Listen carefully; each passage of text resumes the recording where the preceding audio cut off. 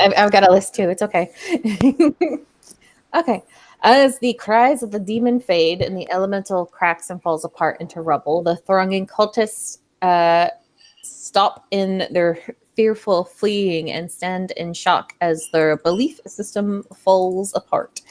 Um, Declan searches the crowd for his sister, and Abrashmina flies down to bring Makud back to consciousness, after which she stands and addresses the clergy, condemning their preacher and their demon pretender and ordering them to lay down arms and surrender.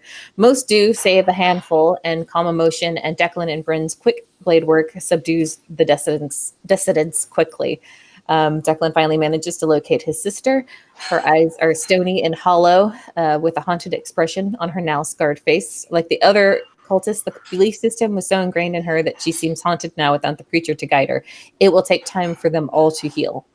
The virtues quickly search the remains of the preacher and the compound, finding a pair of horrible brass knuckles that were what empowered the foul man when one of his people died. A large supply of good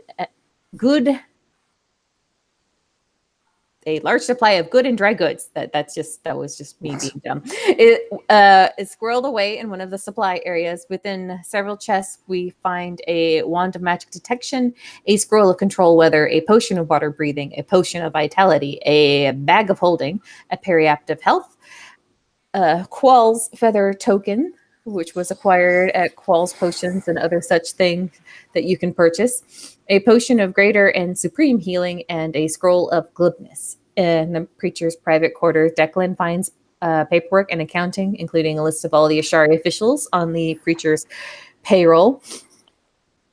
City guard officials, I should say. City guard officials on the preacher's payroll. Also finding a golden basket rapier that Bryn identifies as the Defender, a powerful weapon that gave Bryn a vision of the previous owner when she touched it. Abrashmina takes the time to destroy all of the holy symbols for the lash, and the cultists are still a bit in shock. And while they are given the choice not to come back with us to Ashar, none of them seem to have the capacity for decision making at this point. So they are all tethered together for their own safety and strapped to Makud as we begin to make our long trek back to Ashar. Along the way, the virtues catch up with Dune and the others, and they had been attacked by a pride of jackal wares. And Dune and Bree and Madar had defended the escaped slaves from their attack. The group decides to camp there for the night so that Dune can heal. During the night's long watch, Declan and Makud discuss his sister Ethan and his growing concern for her well-being. He is ashamed to bring her back to her father in such a state. Makud does his best to comfort his Dithoina friend, and Abrashmina discuss her mother.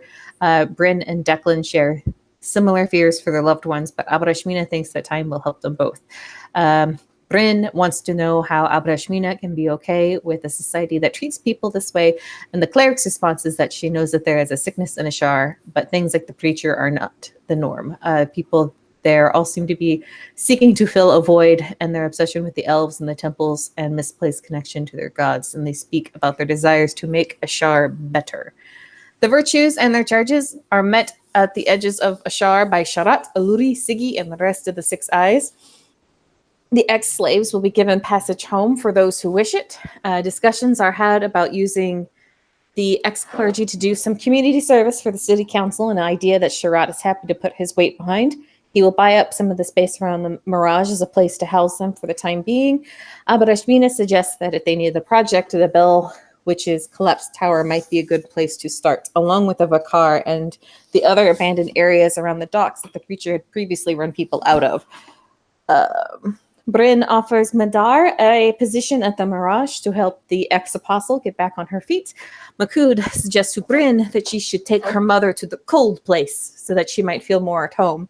And Bryn is excited to take her mother to the Shalfadi.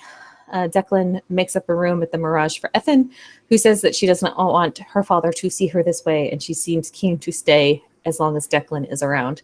And lastly, before leaving the butcher's shop for the evening, a bit of trade is done with Sharat in regards to the goods that the virtues acquired in the desert. All in all, they end up knocking 208,100 off their debt, leaving them with 211,200 to go.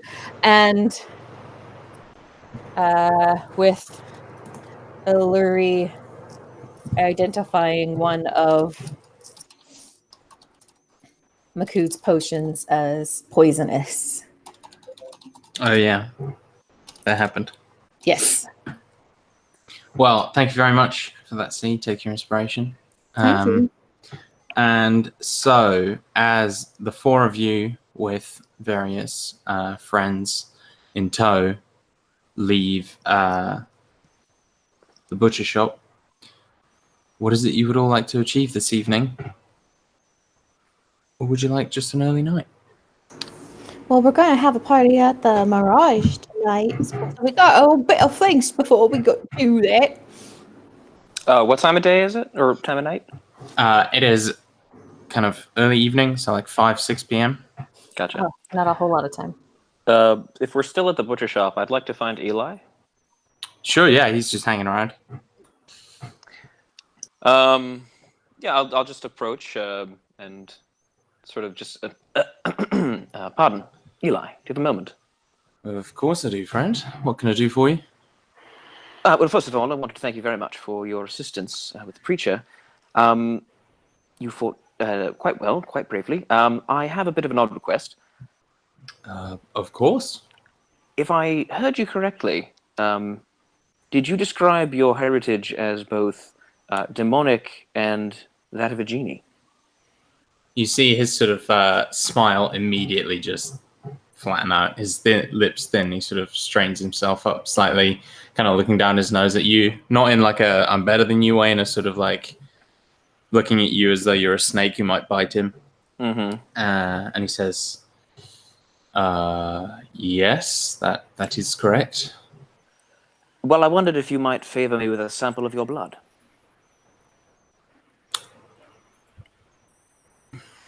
For academic purposes, of course. Sort of like glances at Abrashmina for a moment, and then says, "Well, I suppose I don't see why not." I would be happy to return the favor should you need something someday. I mean, I doubt I'll need your blood, but a favor would be good. Any other sort of favor, of course. And to be perfectly transparent with you, my intentions are to see what can be understood about the biological interactions of extraplanar energies with human blood, human organs, things of this nature. So whatever I reveal from these studies, I would be happy to share with you in the future as they do concern you directly. I honestly understood about 4 things you said there, but I will say that as long as you're not trying to clone me or something, then No. feel Declan free. will give just kind of attempt a joke and say, "Not yet." Declan Seriously. does not have a magical bone in his body, unfortunately. It would just be for physical scientific purposes. Yes. Well, If you would just present your arm, no? if you don't mind. Sure, Declan? I suppose. Would you like a sample of my blood as well? Of course, yes. Thank you very much. You sort of Sample of everyone's blood. Yeah, Oh, he'll bust roll up one of his very fine sleeves and offer his hand to you. Nice. I'll pull out my medical kit, and so Declan has spent, a good number of years sort of inventing things that are, Yeah, generations ahead of their time. So I imagine he has like an early Renaissance syringe type thing with a Yeah. plunger, and he'll tie off Eli's arm and draw a sample and tape it up when he's done. And Absolutely. do the same for Abrashmina.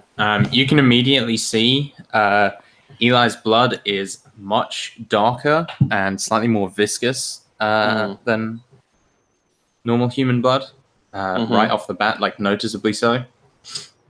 But yeah, your experiments may reveal more, so. Cool. You said it was darker and more viscous? Darker and more viscous, sir. Okay, thank you. Yes, Abrashmina will also submit to this testing, although she will be like, "You will use a clean needle, yes?" That Of does not. course. You don't What's she know what implying? germs are. I mean, but that is very know dark, what that viscous would looking blood. She doesn't want that in her. For sure. From my conversations with Dune, he might be another interesting fellow for you to get a sample from. We are, Uh, while not directly related, we have similar connections to the divine, I believe. while you're talking, he's just kind of, yes, like just nodding his head while he goes to work on your arm. Mm-hmm. Ow! It's like when a doctor asks you about your week. Mhm. He doesn't care. He's just trying to distract you. He's legitimately trying to help you, but okay. Can we make the safe assumption that Declan's handwriting is illegible to all but Declan? Probably. Yeah. That's what the thieves can't is it's his handwriting.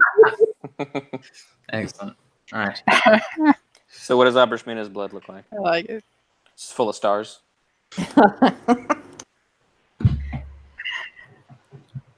I imagine it looks normal. If you want to say different and be all special snowflakes, see, that's up to you.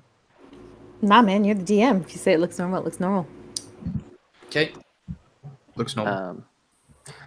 I will thank them both and say, you should probably refrain from imbibing too much alcohol for the next few hours. Eat something with some vitamins. You probably don't know what vitamins are, do you? Eat a normal. How much did you take? I mean, just a sample, enough to work with. Eli just collapsed. They'll be fine. You don't need to. I didn't realize not drinking was a stipulation of this. I probably should have warned you in the beginning. I'm sorry. Well, Eat some food and you'll be fine. And feel free to drink yourself silly tonight if you so choose. he helps himself to a cocktail onion from the bar. Just make sure wherever you fall is a pillowed area. He winks at Abrashmina. What is everyone else doing? Well, it is a bit later than I thought it was going to be, but I wanted to go to the library. Would you like to do that this evening, or would you rather wait till the morning? I would like to do it this evening just because I want to do some research about the Bell Witch, and since we're getting ready to possibly have an influx of people at her tower, she wants to find out what she can about the veiled one, or the veil before All right. committing people and resources to, Yeah. a god we know nothing about so far, other than they're very polite when asking for help. Eli would offer to accompany you. If you'd like. Might be fun. Have you been to the library before? No. Well, then perhaps it will be fun. It is quite beautiful to see. I am sure. Chuckles. You don't get the impression he's a great reader. So, while Abrashmina and Eli head off to the library, would anyone else like to join them? Would anyone else like to do other stuff? And then we can circle back to them. Declan, sorry, go ahead. No, you go ahead.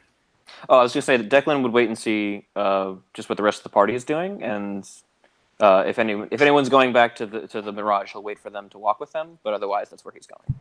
Okay. Bryn, Makood? Were Makood and Bryn going to the Shalfadi? Shalfadi? Yes, sure. no? Makood is just going to ask for Dune's arms first, for science. Dune would offer them. Just pulls them off and then leaves. Beats them with him. Yes, Makood wants to go. Okay. I'm assuming taking Kai and Holly. Yes. Cool. Okay. Then we will resolve things in the order which they were spoken. So first, Abrashmina. You and Eli head to the library, which you understand is open 24 hours for those late nights, researching and whatnot. Excellent. And so you head down. Eli immediately, like, you sort of start pulling up books and things, and Eli just like sits on a chair, puts his feet up on a desk, and like just begins sort of playing with little magic lights that he makes in his hands. Roll me investigation check, please. With advantage, because you've researched this before, and so you know a good place to start. Okay, good. I was about to say, I don't suppose him sitting there counts as helping. Which dice? I'm going to use my new ones. Oh, that was maybe a bad idea.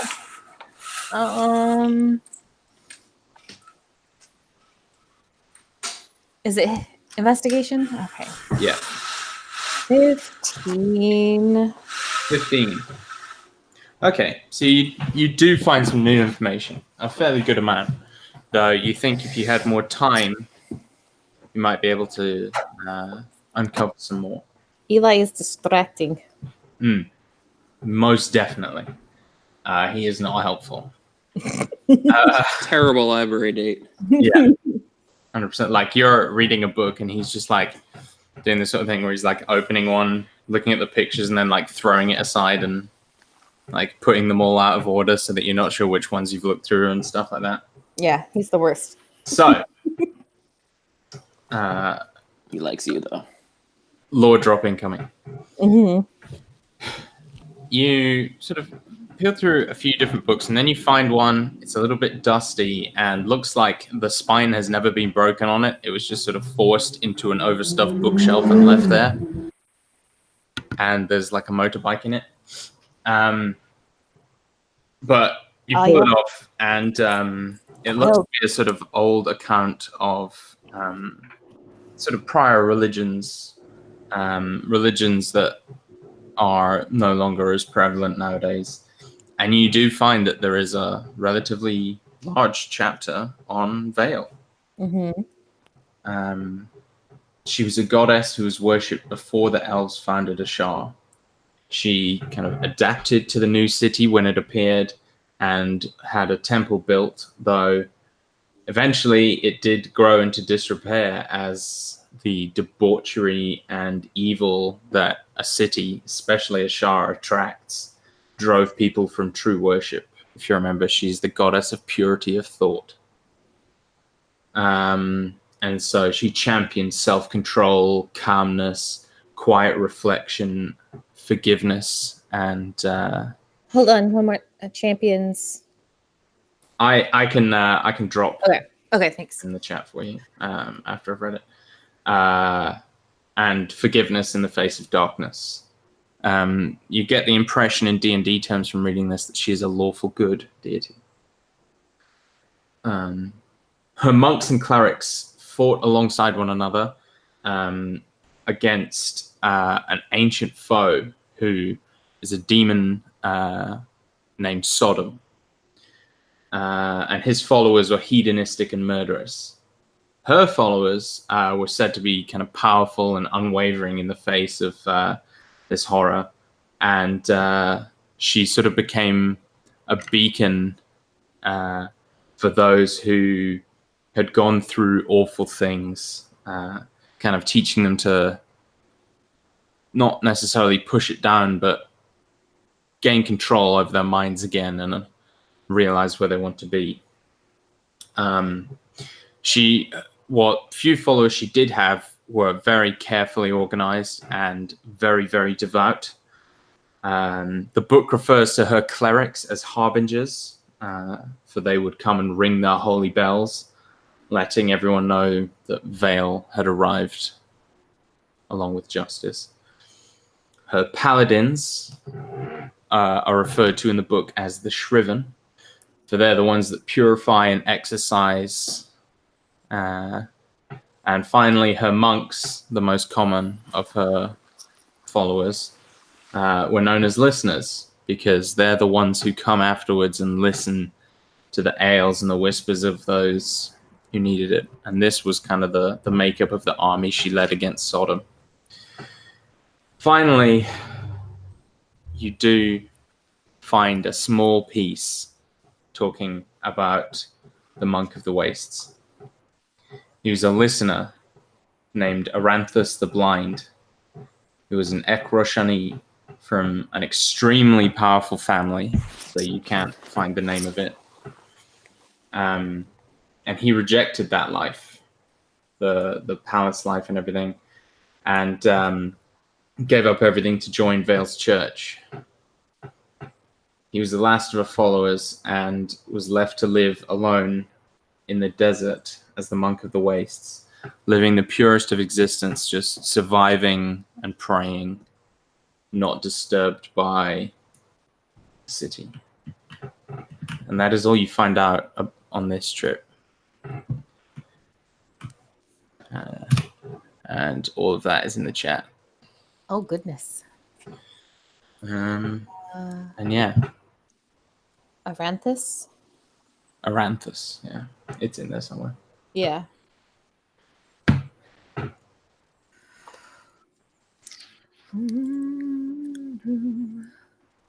While you are researching that and whatnot, Declan, as everyone goes their separate ways, you head home. Would you please roll me a perception check as you make your way through the alleys and streets? Sure. I would be making my way in a not necessarily like full stealth mode, but back alleys, things like that. Yeah. Why risk it? 16 on the die puts me at a 27. Okay. So you're sort of walking down this alley and you hear voices round the corner of the alley. Kind of, you can't see the people who hold it or who are speaking, but you can hear them just about. They're speaking quietly. Sort of around the corner of this fairly nondescript abandoned house with like kind of open, empty windows that you could just climb up. And they're in the abandoned house. They're around the corner of the abandoned house. Okay, got it. And it sounds to you like a drug deal. One man just saying, there's an exchange of gold and a few whispers, and the man, and you hear one voice kind of say, "Hey, you have Aldok leaves. You can get them." And the dealer says, "I can find anything if you have the price." Yes. And so they have this kind of exchange for a little while, and then you hear one of them walk off while the dealer stays behind counting his coin. Can I get, based on my role, can I get like a sort of, not an echolocation kind of thing, but can I know his position without Absolutely, yeah. Okay. So if this building is a square, right, he's like in the center of the face of the square that he's in, at one side. Okay. I'm going to pull down my mask, which is just kind of over my hair. Sure. I'm going to walk into the wall and find his position along the outside wall, and then just step out next to him. Okay. You see him like jump, and he drops it, and coins spill everywhere. He is relatively skinny, but he does have like a protruding beer belly, and he wears these kind of white sort of pantaloons that are like very light, kind of fairly standard Ashari fare, and like a red and purple sash around his middle that looks very cheaply made, but is expensive colors, and so it looks like he's trying to give off this sort of opulent impression, though he's... Does he have any of the physical signs of drug addiction? No, none at all. Okay. He has this sort of like very pointed goatee and just really ill-advised facial hair. His hair is on top, is sort of going bald at the front, but he's got that little like widow's peak that's left. And he is just staring at you, eyes wide, kind of shuffling away. Making kind of unintelligible noises. Do you know who I am? He shakes his head. I am the terror that has been stalking the streets of Ashar these last few months. No evil escapes my sight, and you have been a great purveyor of evil. Oh, no, oh, I'm just supplying a demand. Of course. I want to be like, a demand for evil. No. I'm sorry, Dylan. Can I just say, whenever you're like, I am, and my mind immediately went to the terror that quacks in the night. What's that from? Darkwing Duck, man. Oh god, yeah. It's a fair comparison. Declan Duck. Mm-hmm. I hear that you have a connection for Aldoc leaves. Long have I sought the source of this drug as it makes its way through a Shah. I mean, Tell me where your supplier can be found. my supplier. I don't know. It's just a line, get people in. They think I can find things. It's nothing. I mean, I'm just gonna. Let's see. What can I do to terrify this person? We're on the ground. How tall is the building? Building is about like 12 feet tall. Okay, not that tall. No. All right. Good old-fashioned way. I'll just, without drawing the sword, I'm going to pop the chimes of haunting in them, so he has to make a fear save. Ooh, okay. That's a natural 4, and he's definitely got negatives, so... Okay. It's none too wise, huh? Yeah. Tell me what I want to know, and there'll be no pain. You may even come out of this alive. His eyes are wide, and he's, like, looking from side to side. And he says, well, I get my supply from someone who gets his supply from someone. It's kind of a chain, but if you give me like a little bit of time, maybe I can find out. It's there's no need for violence. I am Insight check? Yeah. That's gonna be a 17. So I mean, clearly he's extremely scared of you. You think he's probably telling the truth, like from what you know about how kind of drugs are sold in this part of the world, as well as just kind of standard practice. They got to be shipped in, and then they get sold to someone, and everyone just puts a little premium on it. Mm-hmm. But you think he probably is pretty well connected from the impressions he gave from the conversation before. Mm-hmm. And at least, in his own mind, he's able to find anything or anyone very easily. So is probably trying to downplay his talents to some extent. What is your name? My name is Fahar. Do I need to roll insight on that? No, I'll roll over your other one. You think he's telling the truth on that? Be honest. Okay.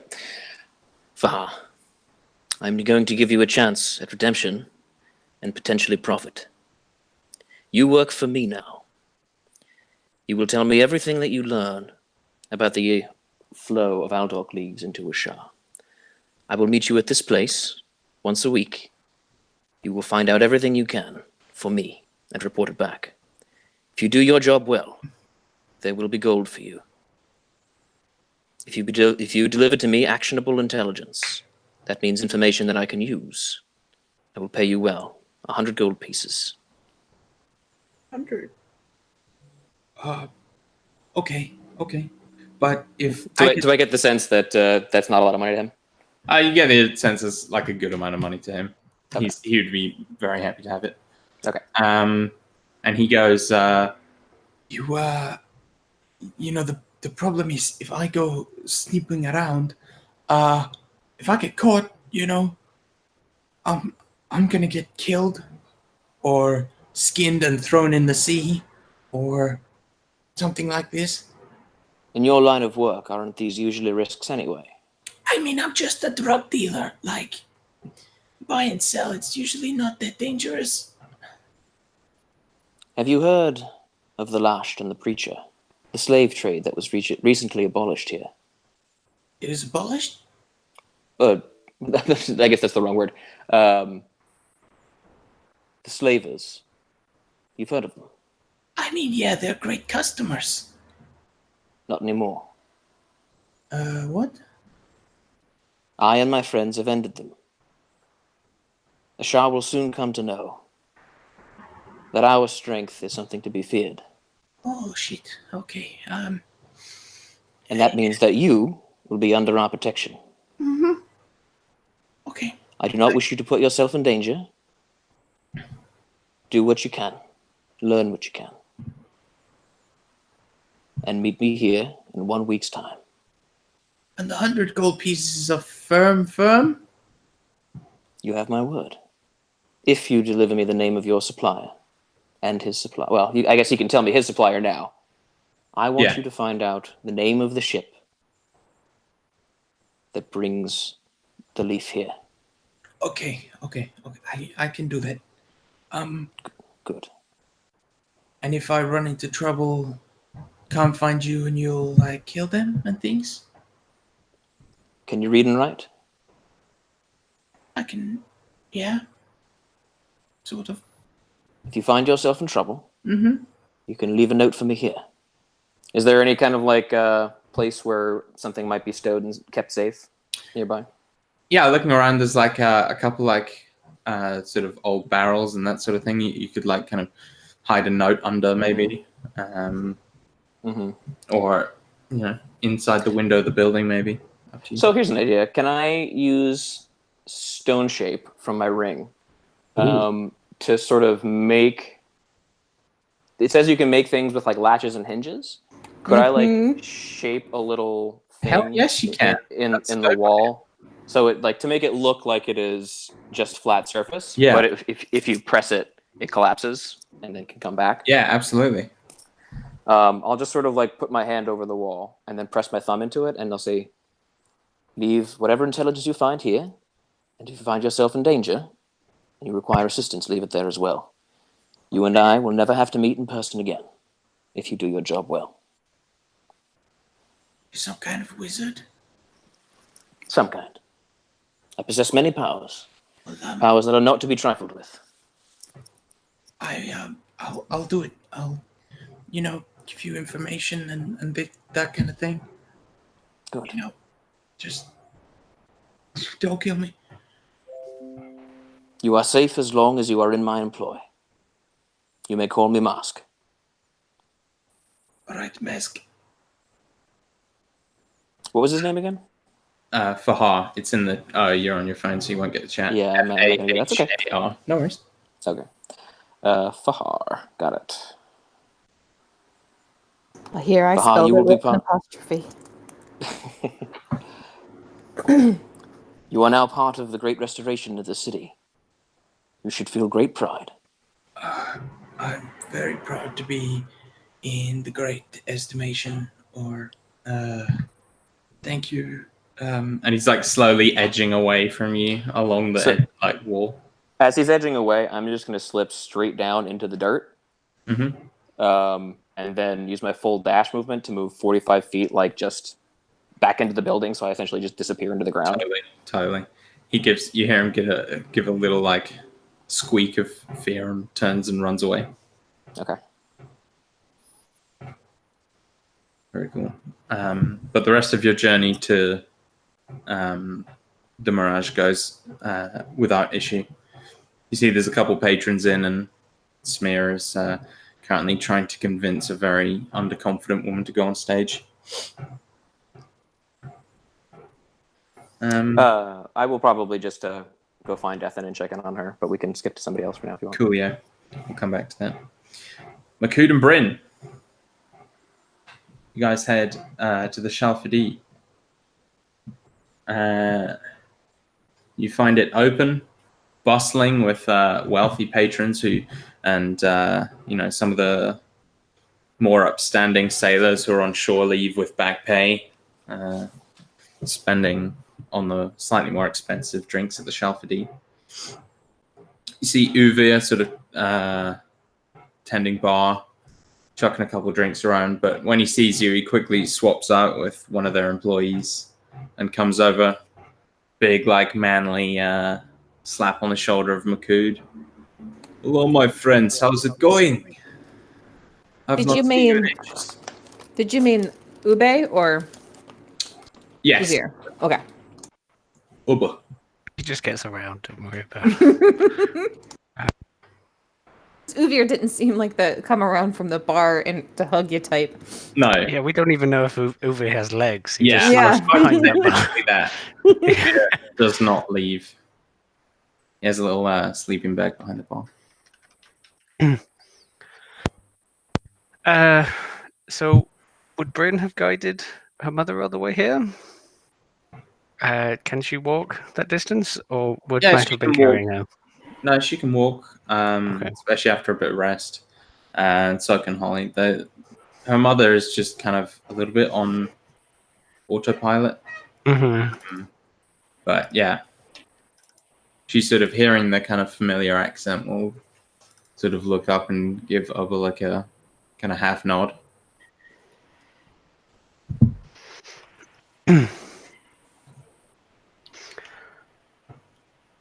We have both friends, family, in fact, of this one. They come from your home, not this home, but your other home. Gallants? He sort of like He like points at him when he says that. reaches out to shake Kaya's hand, and she just doesn't do anything. So he like shakes Holly's hand, and she does shake. Well, any friend of Makud and Bryn is a friend of mine, so help yourself. It's actually what I wanted to talk to you about. I was wondering if it would be possible to lodge them here, and if not lodge them here, then perhaps they could spend some time here. I think maybe the cooler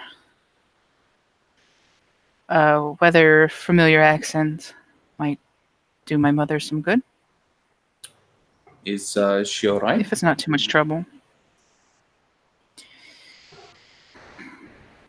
They were prisoners of the preacher, recently freed.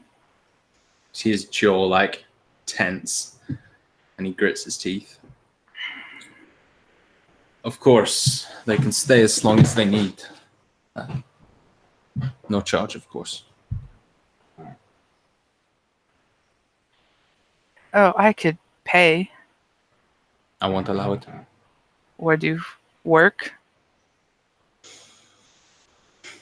You've been too gracious already. We just look after our friends. You would do the same for us, were we in your situation. Consider it a favor I owe you. I would. We would. You just But grin. if you need anything, if we can get them settled then. Of course. Do you think they would like a drink first, or? Holly might like a drink. Perhaps something a little tamer for my mother. Holly gives a bit of a grin and nods. I mean, you're a Callan in a bar. I assume there's whiskey. And Oba kind of grins and heads behind the bar to fetch a bottle for her. Kaya she's like looking around, and you can tell that, having spent much of her life kind of playing and entertaining and being in bars, like it's sort of a familiar surrounding to her, and hearing the sort of Callan accent as well. There's like, her eyes are a bit more animated than they were on the walk over. There's definitely something stirring.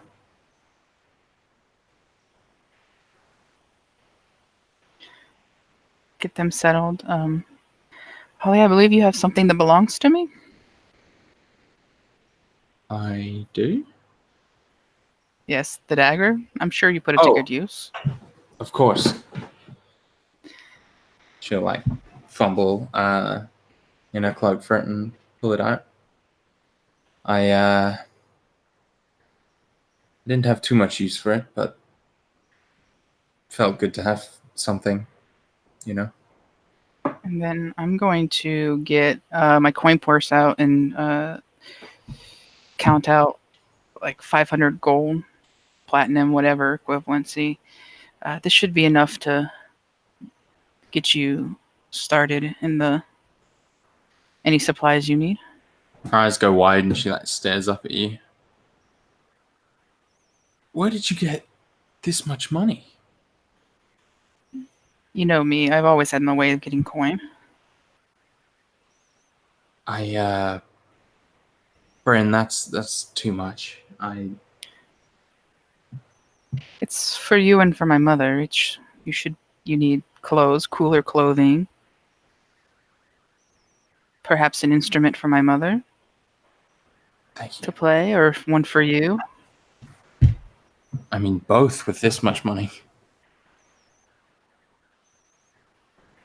Thank you, Bryn. Maybe some songs from home would do her good. You're welcome. Pulls you into a very tight hug.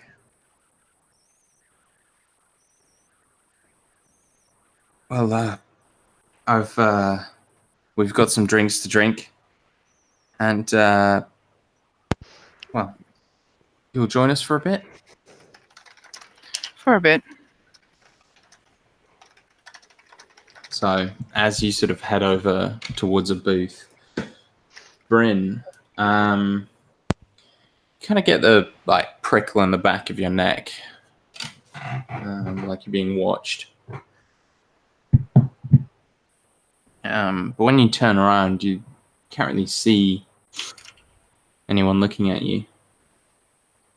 Just have that sort of uneasy feeling like someone's staring at you from behind. Once we sit down, I'll kind of look at Makud. Do you notice anyone? No, you go. Do you happen to notice anyone that might be watching us? Perception check. I can do. Can I just...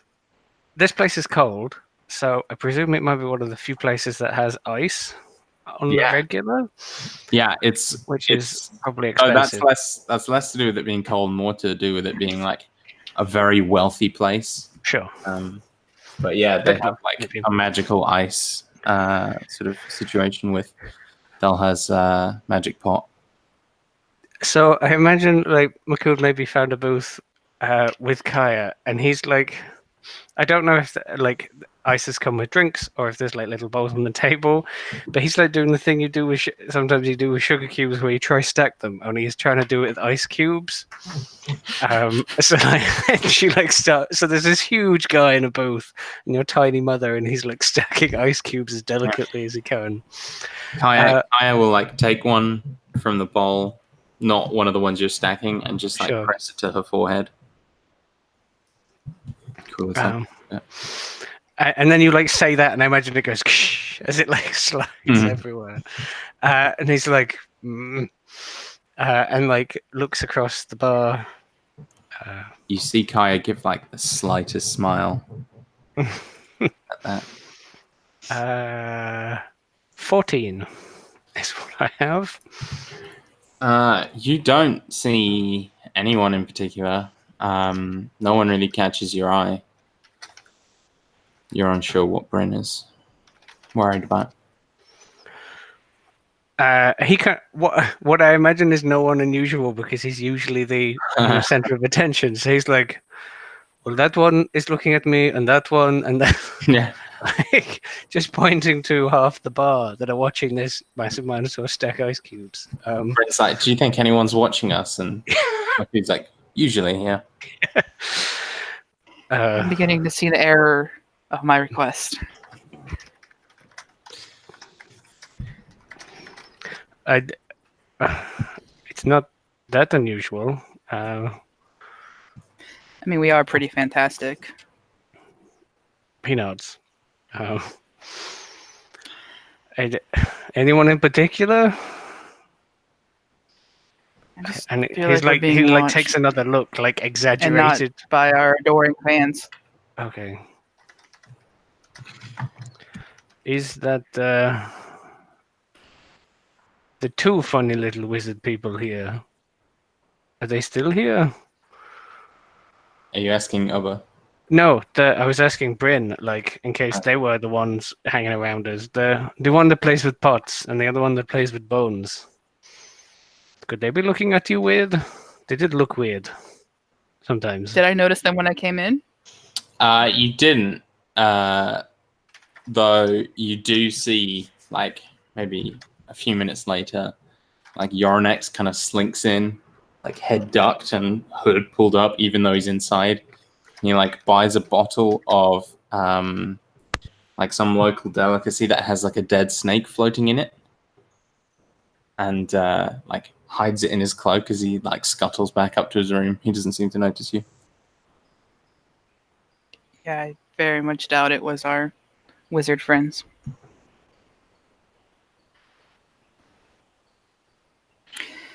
Oh well. Do I see anyone, kind of? You can make a perception check. Also, while you're doing that, I've just realized who I'm picturing in my head for Yornex, and it's really weird. It's, you know, in Rick and Morty, that episode where Morty thinks there's a man on the moon. It's that dude.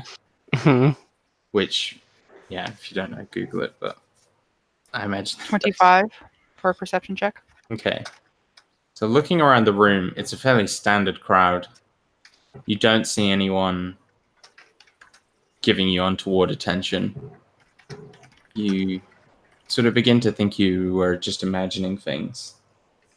And then you feel it again. Detect magic! And you feel like a little scraping at the back of your mind. And then your head feels really cold, and there's like a rush. Like you've stood up too quickly and you've got like brain freeze all at the same time. And you feel like this refreshing burst of cold that is entirely psychological, as and you sort of like shiver slightly and goosebumps run up your arm. And you hear a very strange voice in your mind. And it just says, "Hello, Bryn Eriksdotter."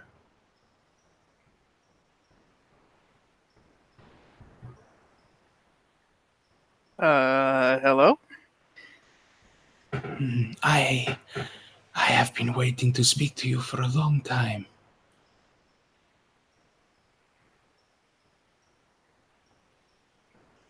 You have? I have.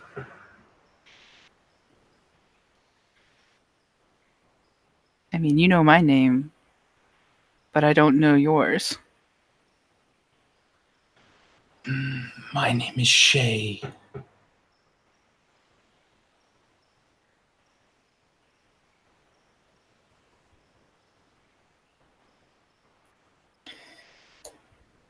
How long have you been waiting to speak with me?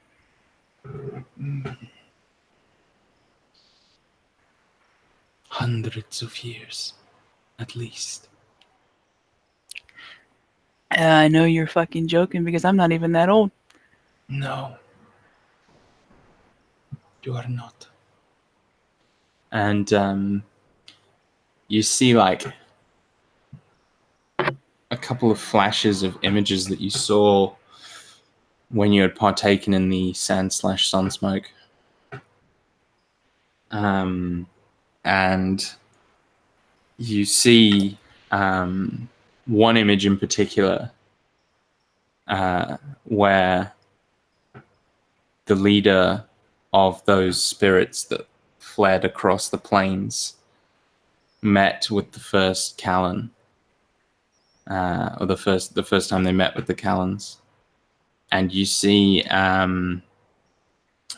like these several families of Northerners meeting and bowing with all of these spirits, and the leader of the spirits, this tall and powerful looking woman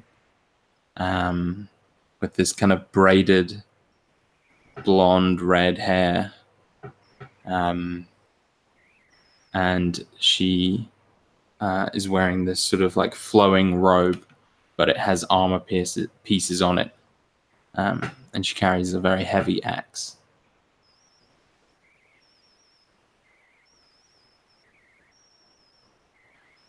Those are very interesting pictures, but I don't know.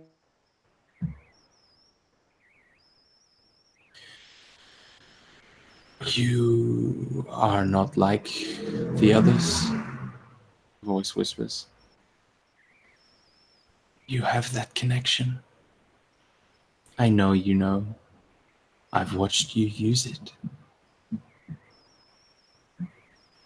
That connection that you have with the minds of others is because of your connection with me.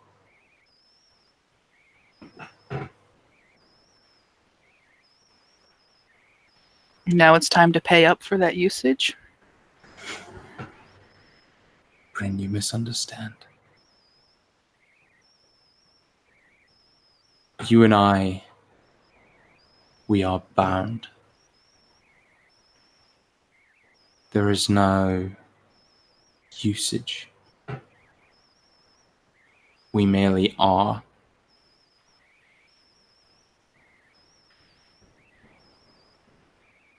What are you? That is a difficult question. I am not like your friend. I am not like the one who walks with the cleric.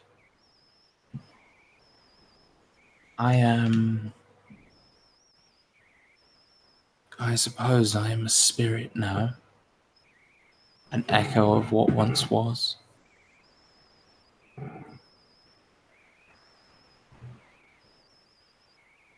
And you're bound to me.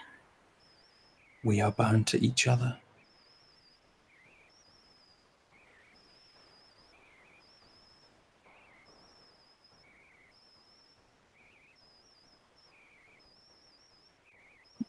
Did you come from the dark place?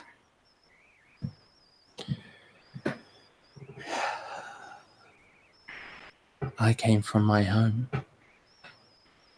It is dark now, but once it was not unlike yours. Cold and bright. But it was consumed. By what? Things that are no longer able to pass. They have ended, but the scars remain. And now, instead of my spirit being loose and free in my home, it is bound to you. And together, we can accomplish much.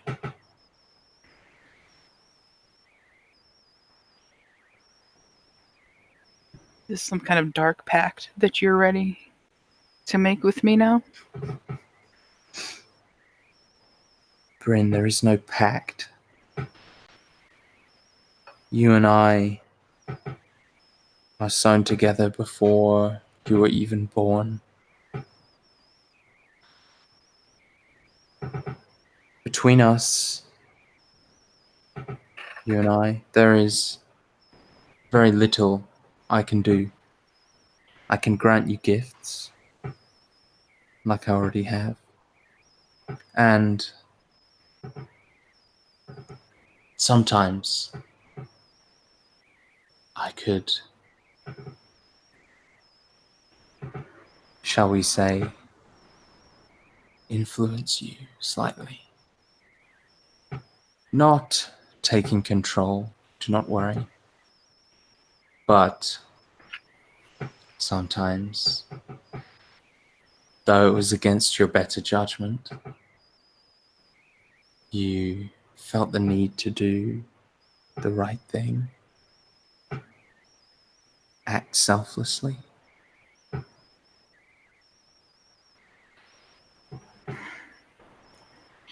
Why are you just talking to me now?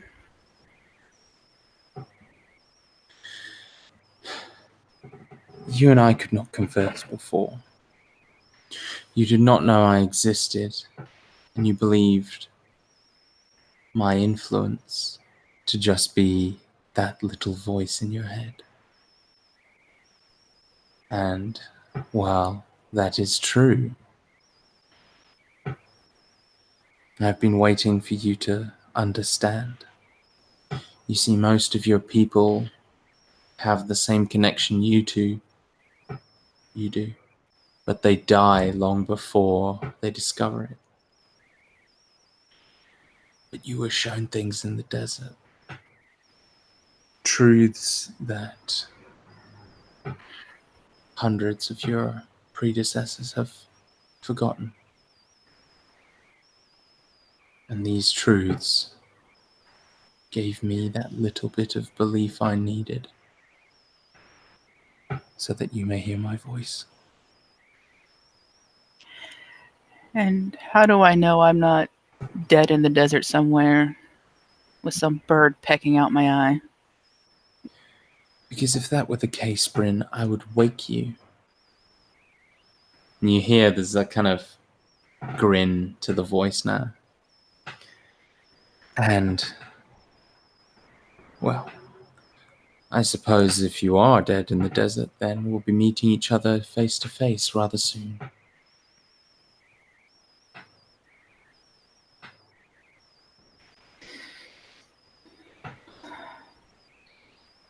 Still don't want to really understand what any of this means.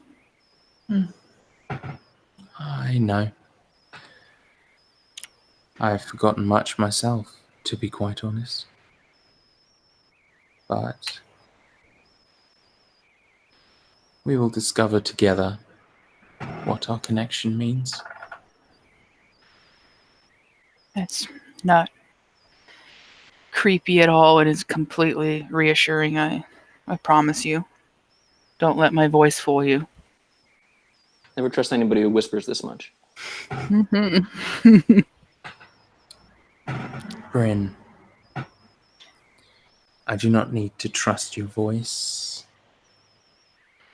I can feel your thoughts, hear what you think. Do not worry.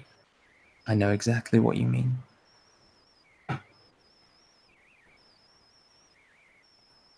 Fantastic.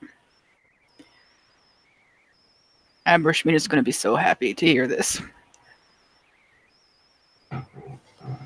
You wish to tell her? I mean, she's about the only one that may be able to check my head to make sure it's not cracked open or something. That is fair. Though I would be wary of telling too many people of us. You do not know how... And you said this people wasn't a react. dark pact. It's not a dark pact. It's just, How? call it friends with benefits. I don't know if we would use that. That's completely different thing here. It means something else? It can mean something else. The benefits part can mean something else. She knows exactly what Bryn means because she knows exactly what Bryn is thinking.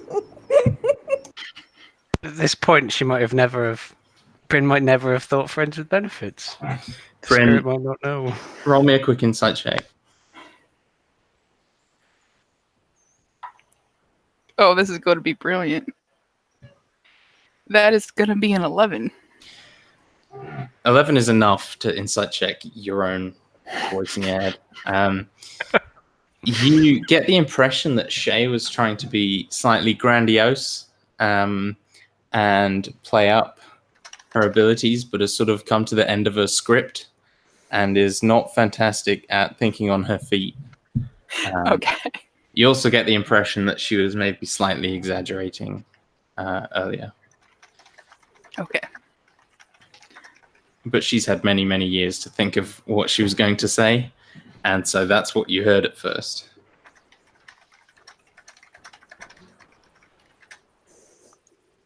I have During one all final this time, question. sorry, go ahead. I just wanted to know, are my people really all gone? Our people, no, not all gone, but they have forgotten themselves. They do not know they are connected like you are.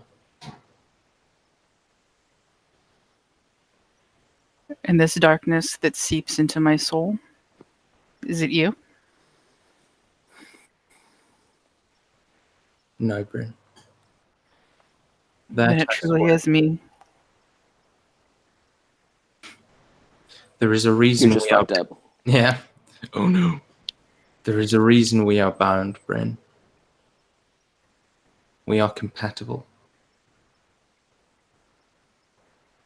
We have the same fears. You know the things I've done. I do. Would you have done them? Were you in control? I cannot control you, Bryn. And I don't know that one. fucking hell. Oh god. I need to start turning that thing off. This is happening too much. Like that sounded like doubt coming That's from what your, that's like, what the voice in your head says. It sounds like. It says I've completely forgotten. I cannot control you, Bryn. And while I may not have done things the same way, I think you made the right choices. For the most part. But I will say that no matter what choice you make, as long as you understand the gravity of each situation, and as long as you stick to the choice and act with conviction, you believe you're doing the best thing possible, then it is the right choice. Even if you don't think so, and even if everyone else is telling you it's wrong. That's some circuitous logic. I guess that makes sense. Please tell me that Bryn has been like just staring off into space. Maku's just like whole talking to time. himself. I've been thinking the same thing, like half an hour later. And then I fought another very big man, but I squished him too. You are such a good listener, Bray. Just telling. His entire life No, story. you're just but telling you don't stories get to it. my mother. Well, probably the whole table. These are too much story for one person. He has to tell it to half the bar. Very much so. But Shay just says, Bryn, if you need me, I am always here, but I will leave you to your friends. All right. Thank you for this chat. It was fabulous. You feel that cold energy recede, and the kind of sounds of the bar just fade back in. Makood's halfway through a most fantastic story.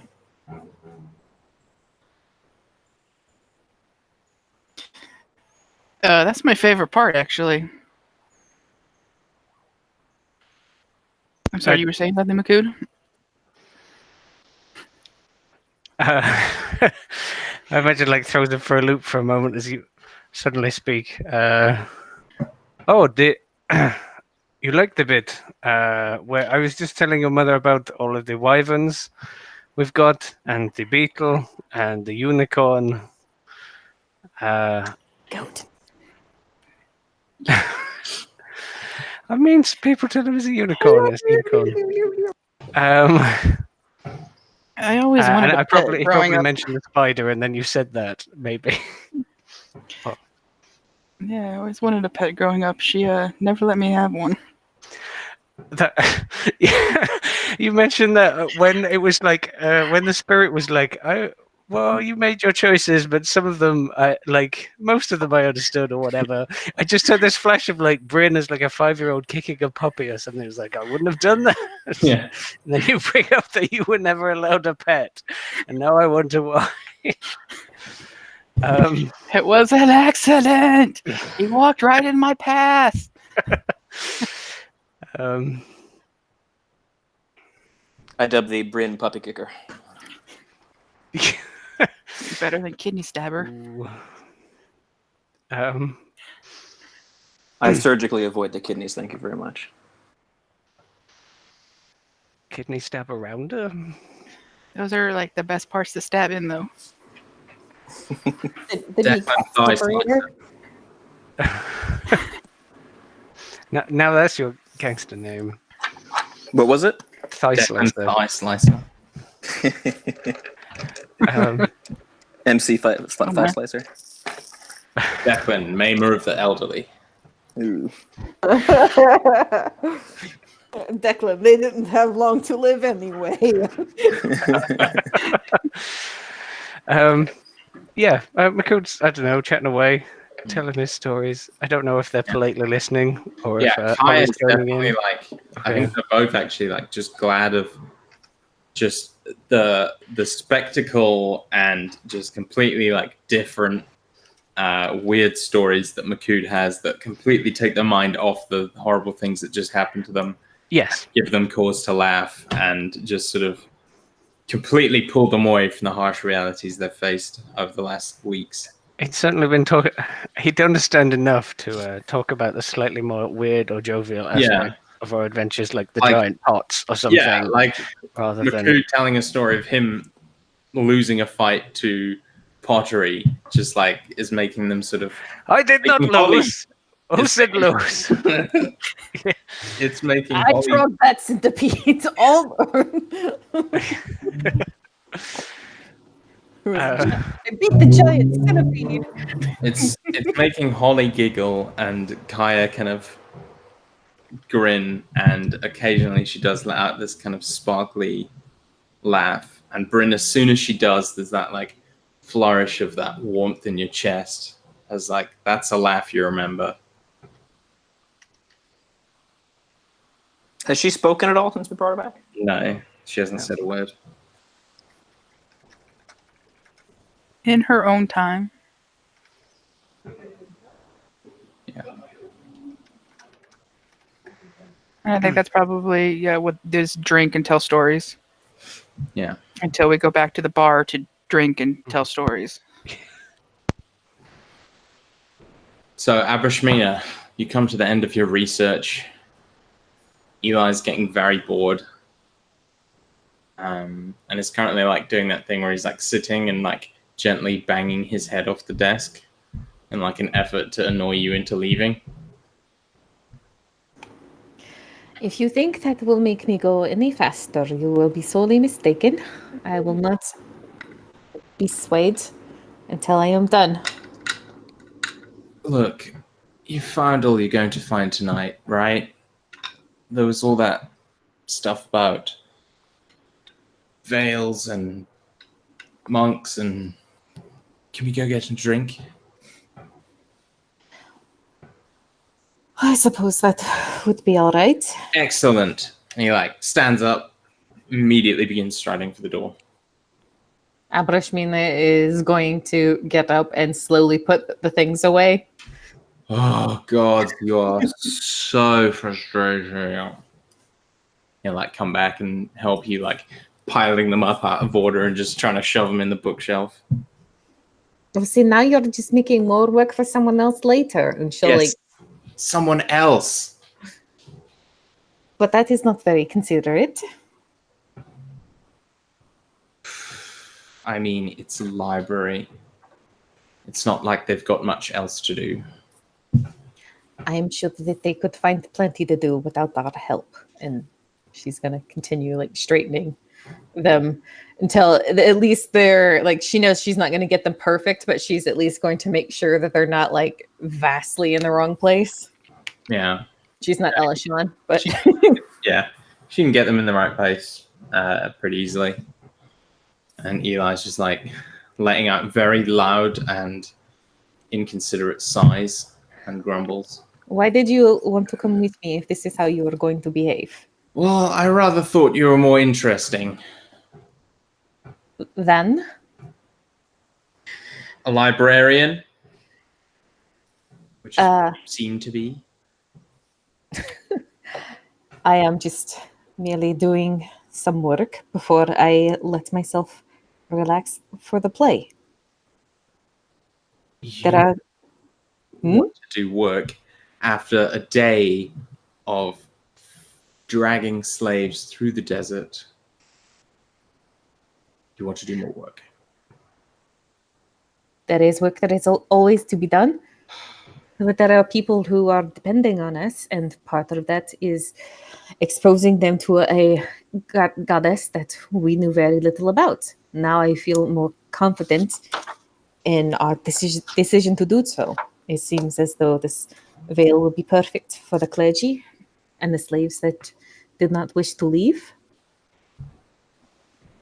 These are not things that I would have known unless I had come here. And now I can relax. This piece will not be on my mind. Well, I suppose I can't really argue with that, but we can go now? Yes? Yes, we can go now. Oh, wonderful, thank you. And so you two head back to the bar, the Mirage, and find a similar scene with this young woman giving a rather average performance on stage. But Smear seems to be enjoying himself, and the others don't really seem to care. So, I hope you have someone better for later tonight, Schmear. Bryn will be back soon. she's coming back. Yes. Everyone will be home today. Yeah. Okay. I gotta put out some flyers. I'll be back. Like jumps down off the bar and scuttles away. And you see he's left like Tolox in charge of the bar, and Tolox doesn't look entirely comfortable with that idea, but he'll make you drinks. In the meantime, Declan, you said you were going to see Ethan. That would be the first thing, yeah. Sure. So you find her in probably your room, I imagine. Down in the basement? Yeah, it depends where you would have set her up, but I set her up upstairs. Okay. So Declan has a room that he never uses. yeah, so she'd be in there. Then. Yeah. Fair enough. Yeah, so you just find her. She's kind of sitting on the bed, reading a book, and she like puts it aside and smiles up at you as you enter. You see that sort of really rough scar on her cheek again. Mm-hmm. What are you reading? Oh, just some story. Children's book, really, I think. But Is it a genre? I'm not sure what it is, to be honest. It's in common, so I just picked it up. About knights and princesses and that sort of thing. Always my favorite. Yeah. Sort of like hands it over to you. You can see it's called The River Knight and the Emerald Terror. It's got a big picture of a man riding a horse made of water fighting a big green dragon. Fascinating. I wonder how the water holds its shape. I understand that magic is always a catch-all term for whatever mysterious forms there are in the world, but its mechanisms do intrigue me. You always were rather enamored with the way things work, I suppose. Still holds true. How have you been? It's been strange. I have this sort of pit in my stomach. Just unending, heavy guilt. It's a feeling I know well. When your father found me, I was in perhaps not comparable, but similar depths of depravity and evil. She nods. It's taken me a long time to sort that part of myself out, and it's still not done. How did you do it? Well, as I said, it's still not done, but I found purpose. I hope that's something that perhaps you can find as well. Do you think... I know you've told me you don't wish to go home right away, but the others who we have reclaimed from the cult, they are to be put to work at, what are we calling it? The Temple of, or just the Bell Witch? The Vale's Temple, I guess. The technically. Temple of Vale. Actually called the Temple of Vale, but yeah, the Bell Witch's Tower is also what it's more commonly referred to nowadays. They are to be put to work rebuilding the Temple of Vale. I don't know much about the temple or the religion it serves, but from what I do understand, it is a positive force. Is that something you might want to do? Well, sort of had my fill of religion recently, but if it's good, like you say, then I suppose it might do me some good. If you would allow me a suggestion. Of course, Declan. The strength that your family wields in Dithoin is significant. And the people all over the world suffer being taken by Ashari slavers as you have suffered. You could be a great advocate to help build a movement in Dithoin and lament against slavery. The slave trade here is allowed to flourish because Ashar sees no consequences. However, if trade were to suffer, alliances were to break down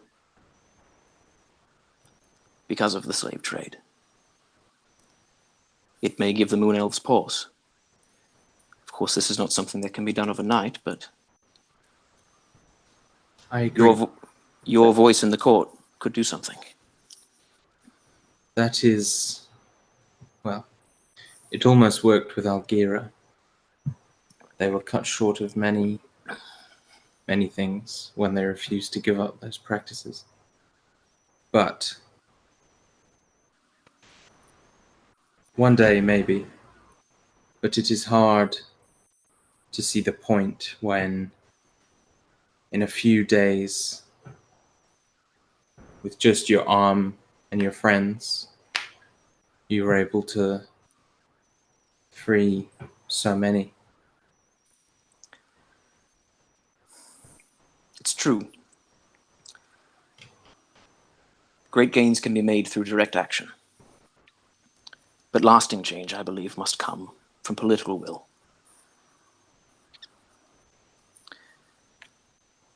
The people must be made to see suffering and its injustice.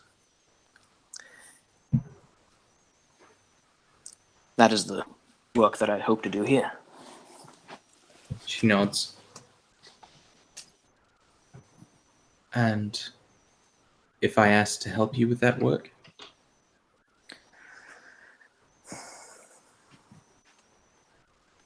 I have learned my lesson in trying to dictate the actions of others. I would welcome your company and your assistance,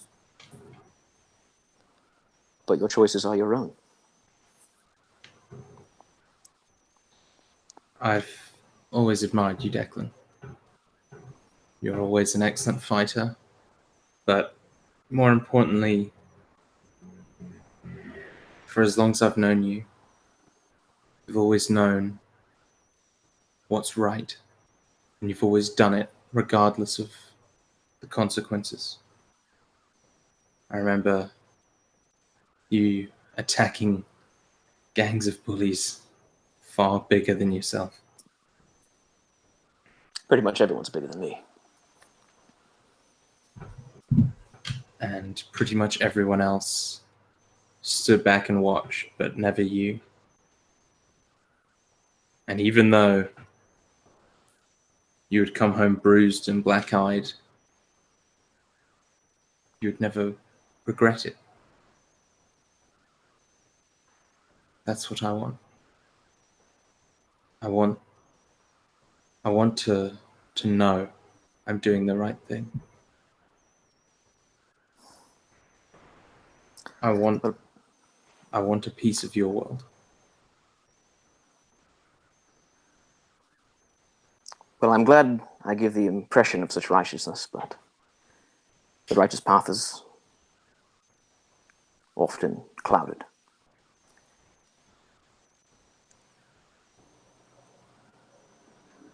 But I suppose if one listens, you can hear your heart speak it to you.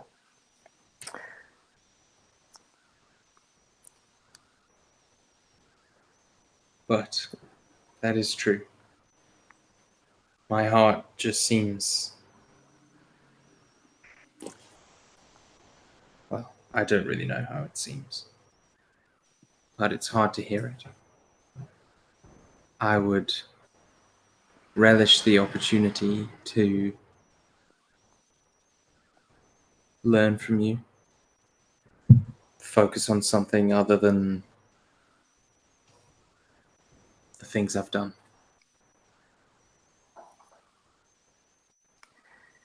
Ethan, you should understand that if you stay here, you will be a target. I have positioned myself somewhat visibly, and there will be those who come and try to hurt you.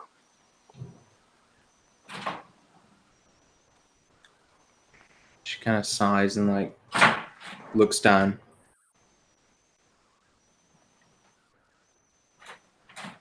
You could teach me how to defend myself? Just a little? So Declan, he's getting a little uncomfortable with that concept.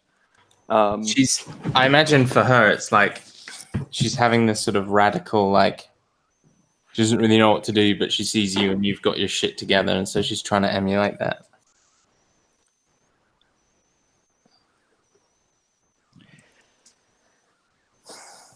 As I said, your choices are your own. He gets a little stiff now and a little firm.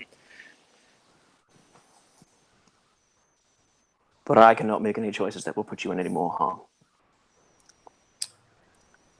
I understand it.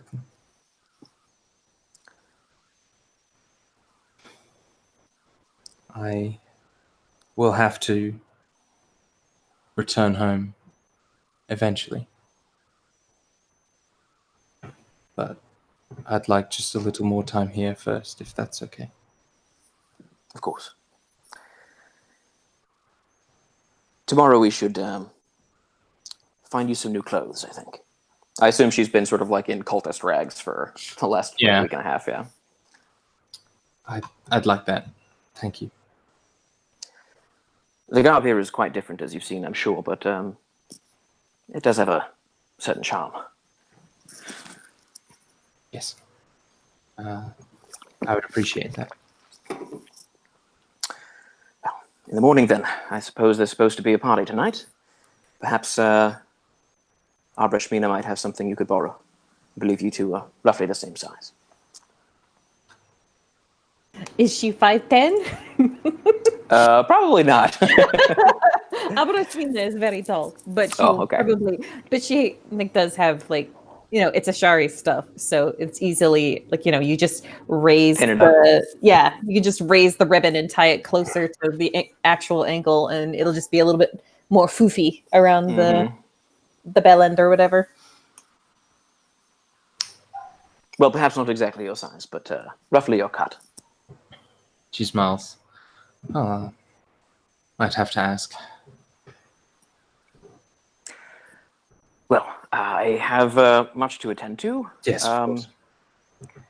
You can find me below if there is a need. Thank you. I'll see you later, then. Of course. And I'll head downstairs, and I'll probably spend, unless somebody actively comes to get me, Declan's going to be below doing some experiments, and I can detail those for you if you want, or we can do it later. I will just mention, you said at the end of last session you were going to look through the reams and reams and reams of paperwork you'd recently acquired. That's part of what I'm doing. Cool. Yeah. Just thought I'd remind you. Thank you. Yeah. Yeah. Well, yeah, we can address that in a bit. Okay. Whenever Abroshmina sees you come down, she's going to let you know what she learned about the veil. Veil. Veil, yes. That is what I said. You said the veil. That is what I said. Yeah, it's veil. Shush, Rob. That is what I said. Yeah, I think that's what she said. Yeah. I said veil. I also had a the. I also had a the in front of it, yes. But I did say the. Okay, the Corinne. Anyways, she's going to let Declan know what she learned about veil. And it seems like this will be a good thing for the people, yes? Well, if we believe religion is the balm, then yes, does seem to be quite an appropriate prescription. Not necessarily the solution. It would at least be a gentle place to land until they find their way. Absolutely. I appreciate you doing this, Mina. It's nice to have someone share some of the forward-thinking load. Yes, I knew that it would be on. At least it would have been on my mind, so I knew it would be on yours. So I wanted to let you know. Because now we can relax and rest a little bit easier, she says with like a slight aside to Eli. I'm sorry, you want to wrestle?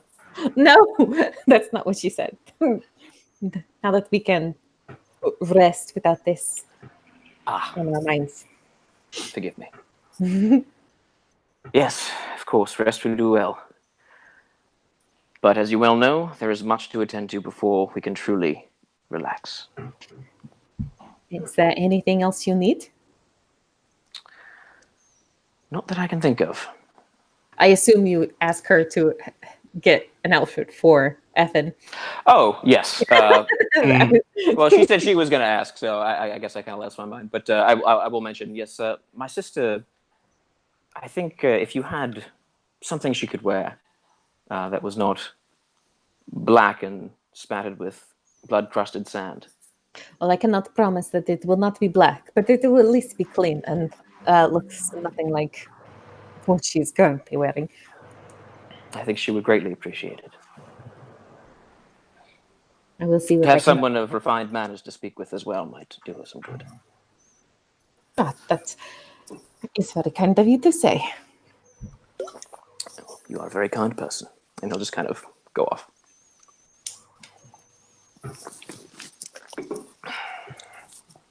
Eli's been putting away a couple of shots during the course of the conversation. I'll just sort of nod at Eli as I go by. It gives you like a very dismissive, like, hey man, sort of wave with his hand. Mm-hmm. Like glances in your direction, but doesn't really give you a full look. Maybe avoiding your gaze because he hasn't eaten and is putting away a lot of alcohol. I mean, he can do it. He's not going to die. He'll just pass out. No, 100%. I imagine in like medieval like toxicology work, there's a fair amount of like spillage and stuff. So I feel like I probably had to take a fair amount of blood. I'm imagining like a small jar full, you know? Yeah. No lie. That's... Yeah, mixed with some homemade anticoagulant. You should probs move from the bar stool to a booth.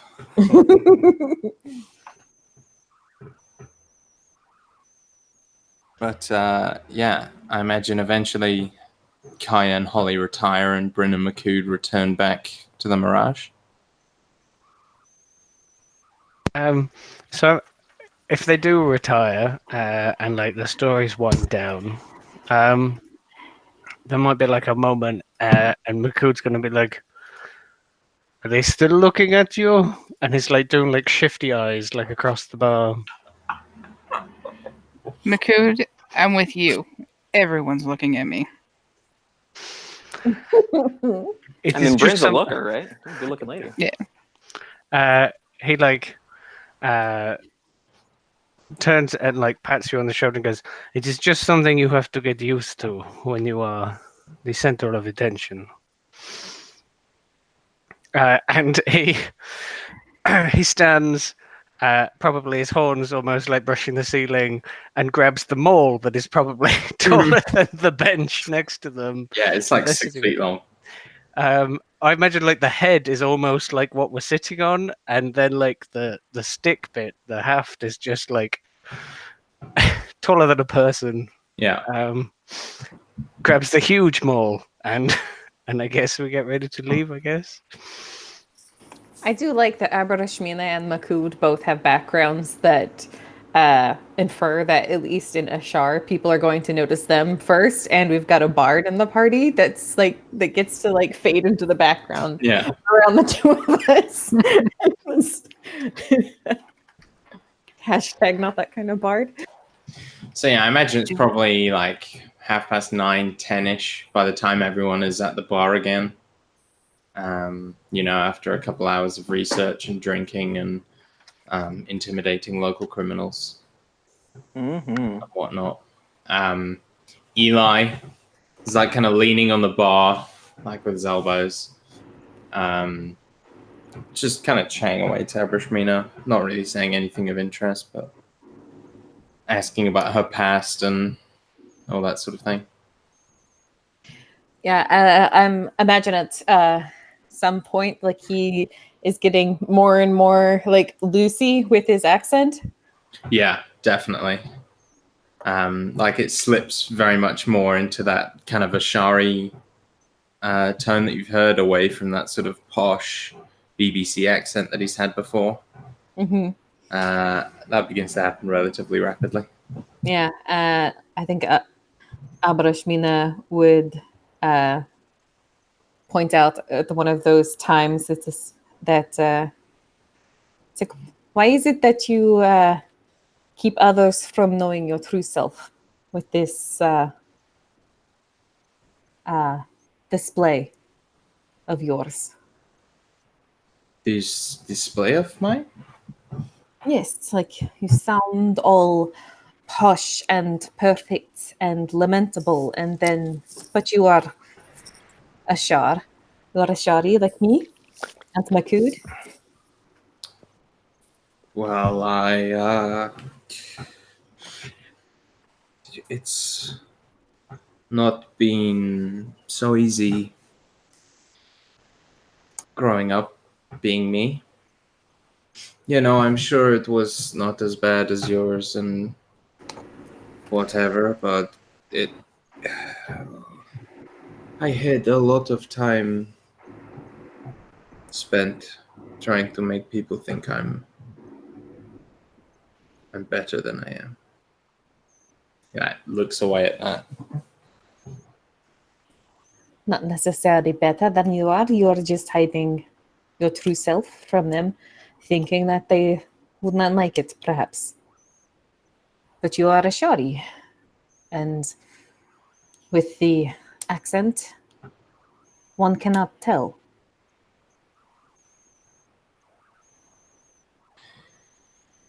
Because he is a gold-skinned tiefling, and he doesn't exactly wear like Ashari clothes, so he can disguise himself very easily as a foreigner.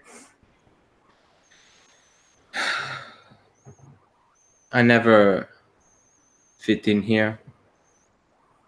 I don't consider myself a Shari. I never fit in anywhere. So I decided that I would be who I wanted to be. Not the person I was born. Mm. I have never fit in Ashar either, but I consider myself very Ashari.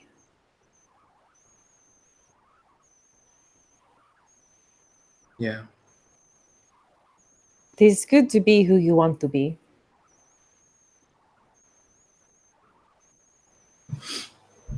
I don't know about all that, but when you grow up with horns and a tail, everyone treats you different anyway. But I'm sure you know that. Not that you have horns and a tail, but yeah, you know what I'm saying. I sometimes have wings and I have no pupils. Matt reaches for a drink. That's just sort of being automatically poured for him. But then we'll sort of like glance at you and stop. Kind of turn away from the bar again. Well, feels good to talk about it. You know? Yes. Growing up in the temple, I was always told that I was special. I did not quite really feel that way until I started to make my own path. You are special. I think that's pretty obvious. But when you're different, people are always going to try and keep you down. So keep pushing your own way. You know? I am very lucky to have made the friends that I have had. I would not have been able to make it on my own without them. They're good people.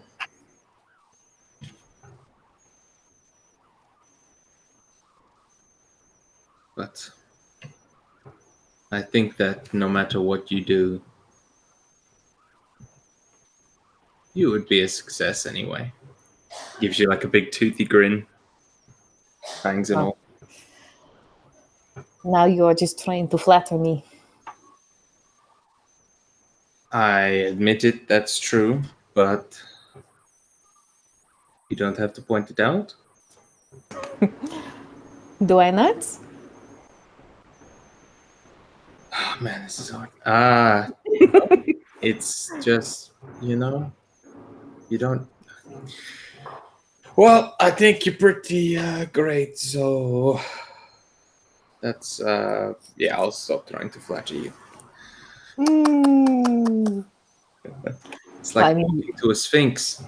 I did not say that you had to stop. I was just merely pointing out that you were doing it. Well, I suppose that's true. I mean, I'm sort of really used to just complimenting people because it makes them like you. So it's just my natural instinct, I suppose. Kind of laughs again.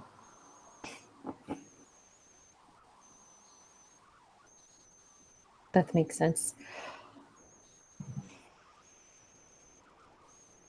But I think complimenting you is maybe a little different. No, how so? Well, because when I compliment you, I actually mean it.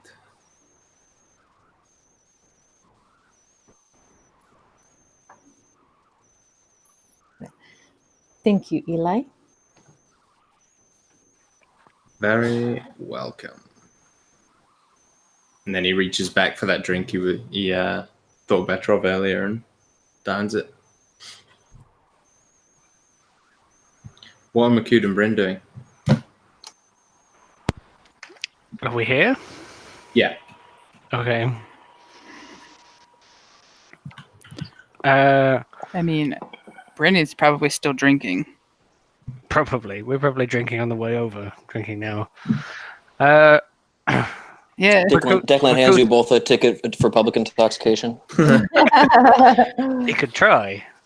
If a guard, after what's happened to us with guards, I said they could try if they try and disturb them at all. Declan, monitor of holes. That's right.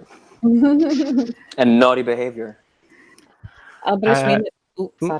I was just going to say, for your own edification, that Aberashmita would break from her conversation with Eli to let you guys know what she learned about Vale in Okay. your absence. Eli would give you a very drunken wave as he's slowly sinking. Like Well, I think the bar. Makud might have just been saying something along the lines of, "It was nice talking to your mother," or not so much talking. She's a quiet one, but it was good. She's been through a lot, Mac. I said mean, it was a good. lot. She has nice laugh. I'm not sure if you ever told him that. I can't remember, but he's gonna say she has a nice laugh. Actually, I didn't ever think I was going to hear that again. It was good. Your stories were fantastic. I have many, as do you, and we will have many more. I'm actually working on one. Oh, okay. Well, if you need my Someone's help. got to write down what happened with the preacher. Oh, well, if you want someone to write down, I'm maybe not the person for that. And he kind of like turns away, goes for a drink or something. I was like, if you need me to hit anything, I'll do that. And it's like, maybe I don't slightly really quiet. It's think like, those hitting squiggles make me things- uncomfortable. The squiggles can make a lot of people uncomfortable. I'll handle the squiggles. Deal. You handle the punching. How's that sound? Sounds like a D4 minus 2 to me. Get it? Sorry. Maku gets to be Dragon Seer, and I'm going to be Squiggle Minder. Squiggle Slayer. Squiggles. Oh, Slayer. Yeah. Wiggle see, farmer. So they yeah, are already helping me. So Maku's probably, they've both got drinks or whatever, and then Mina comes over. It's like, Mina is good with the squiggles. I am happy to report that the library read more books. And lower jump, black, rainbows. God, that place is so boring. Eli's just like grumbling from behind her. That's why I usually don't go to the library. I'm just saying. I do not think he went for the books. Nabarashmina says quietly to Bryn. I don't think he went for the books either. But there is only books there. Mina smiles at Magud.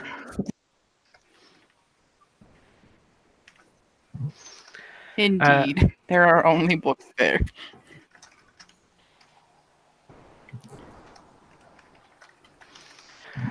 So this veil is good with the thoughts and the goodness and the rest of it.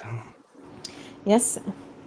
And forgiveness in the face of darkness seem to be a very good place for these people to go, even if they do not wish to stay and worship.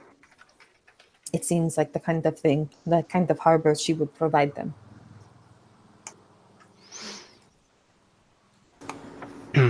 But it's in the middle of the land. No, it's in near the temple district. It is just sort of yeah. But not. There was no water. It cannot be harbor without water. Oh. That was what the point it was making. Oh, I gave way more to drink. Not that kind of safe harbor, Magud. A sanctuary is what I mean. He nods understandingly. At least you think he is. Yeah.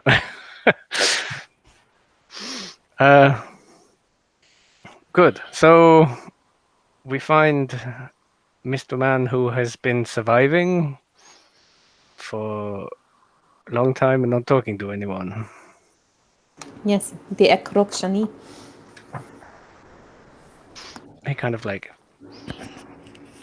sniffs a little bit, like there's a little bit of hackle raise or whatever. It would be good for our interests here in Ashara in making this place better to have a moon elf return and uphold these kinds of virtues again. Might be able to influence more of his fellows. There have been some headway in that department, according to Sharat. That the two elves that pay the servants because they freed all of their slaves and turned them into paid servants. It could be another trend in that direction. He kind of like looks away from you a little bit and is like, they're not all like that. No, Makud, I know this. She kind of like does like a little pat on your pectoral because she probably can't reach your shoulder. I mean, if we're sitting in a booth, there's probably hands. Oh there. yeah. Look at Yes. the shoulder. Yeah. Has Ashara always had slaves, Abershina? I do not believe that we had slaves before the Ekrokshani, no. No, but there wasn't really an Ashar before the Ekroshanis. Yeah. There wasn't much of a civilization. We were like the tribes of the Medellin and the Minotaur tribes. We wandered the desert. And as the story goes, they followed a shaft of light that came down from the heavens that led us to the oasis. And at the oasis, we found the moon elves. Who promptly enslaved everyone? Oh, no. Or something along those lines? We were or- very, very few. Kind of. If I were to hazard a guess, the elves were very, very beautiful, very, very charming, and had everyone convinced of their otherworldliness, and they worshipped them like gods. A pretty face can get you in so much trouble. Makud nods. The Ekrokshani are some of them are very beautiful and can sway people beyond their wisdom. Yeah, Makud, you would have heard of this as well. It's very hard to say no to a moon elf. Possibly not just heard. Yeah, good Given point. his past, yes. Maybe he doesn't You quite would know understand. this as well. Makud Dragon. The elf sickness, I think it is called.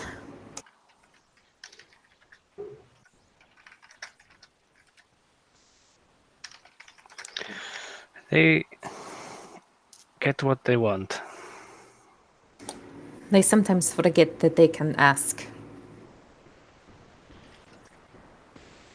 But, and I think it has been that way for so long that a lot of them have forgotten that there is another way to be. Elves live for a very long time, and this is a thing that they have gotten used to. Because this was like thousands of years ago, right? Yeah. Yeah.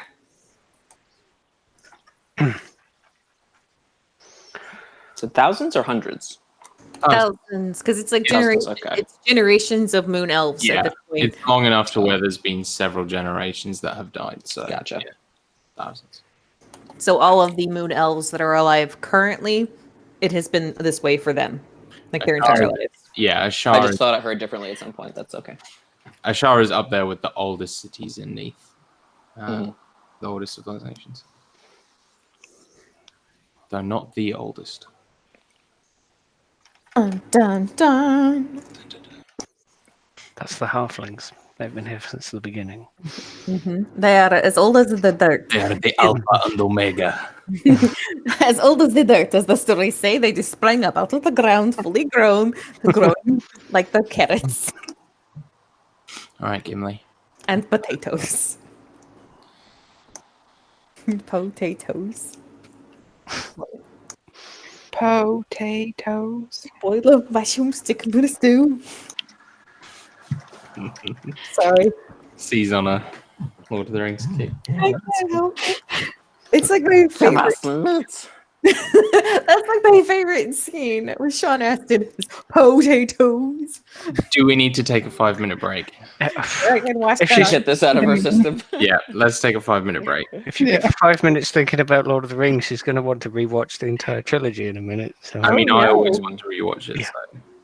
it's just under the surface for most people at Yeah. all times. Honestly, you play me the first note of the Beacons are Lit scene, and I'm already watching it on YouTube.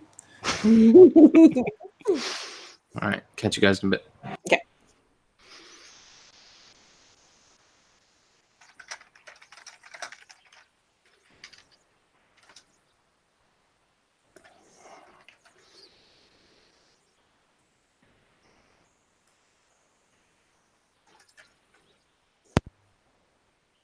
Just want to say I called Makud Mac and then spent like 15 minutes trying to fight my cat who wanted to then crawl on my lap because he thought I was talking to him.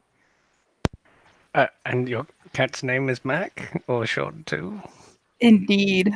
Yes. I didn't realize that was a danger. Oh. I didn't think it was going to be a danger either. And then it happened. And I was like, oh no, what have I done?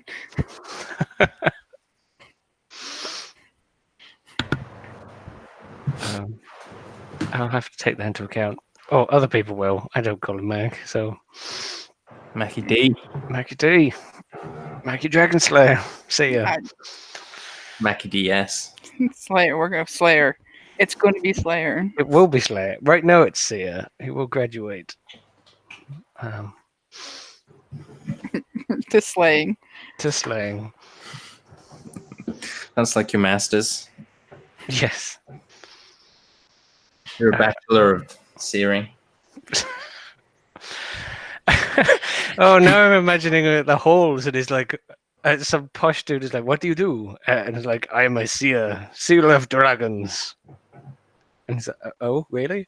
Soon to be slayer." Maku's just got like wearing the graduation gown and hat. Seeing studies. Study whatever you want, man. No one's No, going to stop you. That's exactly it. But he says he sees things and no one else argues with him, so he must do. Maku, they're like, okay, prove that you got this qualification. Maku looks around and is like, well, I can see there's no dragons, so you're welcome. Mhm. I think it'd be gonna be super ironic if, like, the first time a dragon is there, like, Makud is looking the wrong direction and completely misses it. Probably I mean, with your rolls. with my rolls, they are Or distinctly. more Makud's mods. Perception is one thing I have. Actually, it's just not very high because He is the dragon seer after all.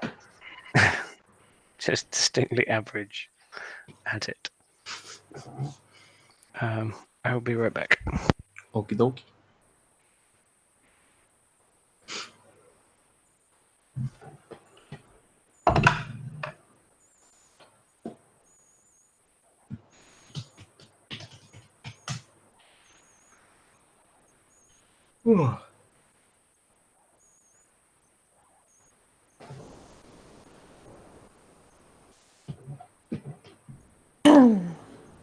Hello.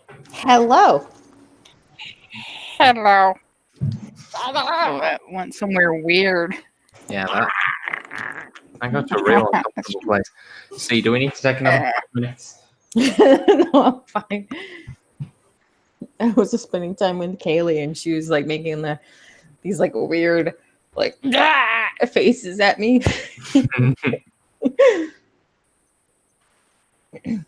We're trying to teach our dog how to use the stairs that we put in next to the bed. I thought you were just saying the stairs in general. It's like, Yeah, we got some stairs for the bed. yeah. Because he's old. Aw. He keeps forgetting they exist.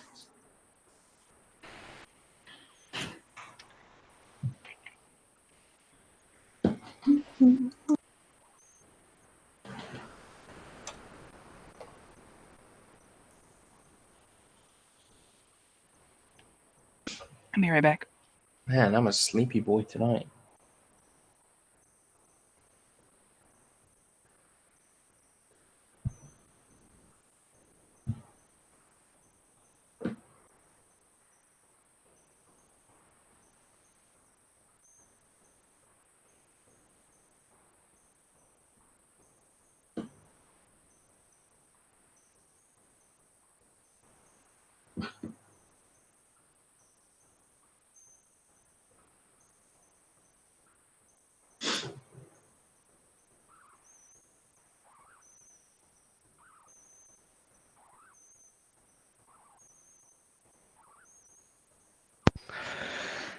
Woo!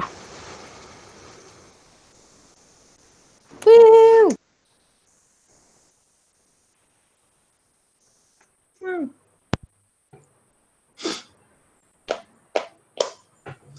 Downtime sessions. Yeah. How long until we get to hit things again? I know we just finished hitting things, but Maku's hankering to hit something again. Oh, this talking. Well, that depends on how you guys follow your various Many various missions. Bar fight! Done. Yeah. I mean, you got desert plots, you got... Actually, I think you just got desert plots, really, to be honest. Yeah, Well, I mean, Declan has the one now. that's true. But that won't come to fruition for a week or so, so... Yeah, but then the desert things are going to take us out into the desert for much more than a week. That is true. It's gonna turn up and there's just like that little mail slot he's created is just like shoved full of notes. Like, Help me, help please! me! Yeah. Nah, just any messages you need to get to them, just stick them to the beetle.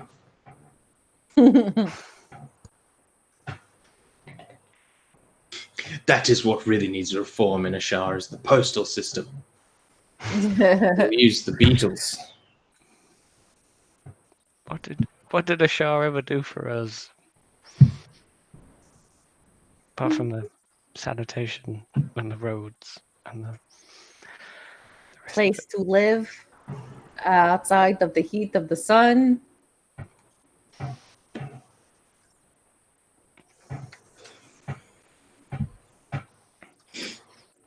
Entertainment?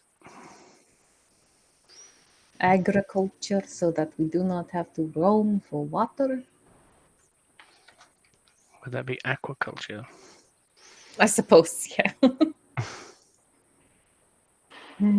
Yes. Cool random storybook there, bro. With the River Knight. Dude, I'm sure that was drawing from something. yeah. It's drawing from a character that is mine, that is the River Knight, Okay. and he killed a green dragon. And it's So like canon that he's like the stories about him are like the Laments Harry Potter. Because he had the folk hero background. So it's like he just like goes around and he just sort of his whole life he just kind of follows rivers around and they usually lead him to problems and then he deals with the problems. He's kind of Yova-esque in that he's like extremely attractive, like extremely muscular, really powerful, but just sort of like super chill and doesn't really read too much into anything and gets a bit antsy if he doesn't get to hit something every now and then.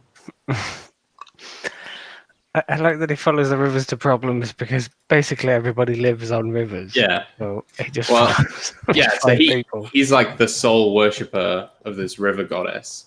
And so she's like, right, here's what you got to do. It's kind of like a Hercules storyline from the Disney movie where it's like, you got to go around and solve problems and remember to tell everyone that it's because of me that you're solving the problem so that they like worship me and stuff. And he's like, yeah, cool. Then he like solves the problems and he's like, oh yeah, worship the river.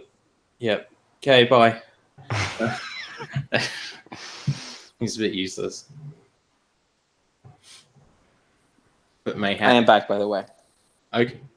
But yeah, he exists and is still alive. So Ooh. yeah. Spooky. But Also, with it being brought up kind of again about the end of the world having been averted, I know we're far away, but just like it's a big mystery. Happened about 50 years ago. yeah. Who stopped all these Chaos Lords? So do I have to roll a history check to see if I'm familiar with Remy Hoochmonger? I mean, to see if you're familiar with Remy specifically, you would, but okay, you'd know of the Chaos Crisis. You know, it's sort of like everyone knows that the First World War happened, but not everyone knows, the specific people who were involved necessarily. Gotcha. I'm having a hard time hearing Rob. Anybody else? No, right now or for the whole game? Oh, just roboting. You know what? I'm getting roboting on all of you guys. I'm gonna refresh the call. I'll be right back. Okay. Crisis on Infinite Chaoses. I think like around like the Halls of Lotus, that might be a little bit more like, yes, Frosthaven and the Halls of Baron. We have heard of them. It's actually pronounced Remy Hoochmonger. A little known fact about that. Humongous houches.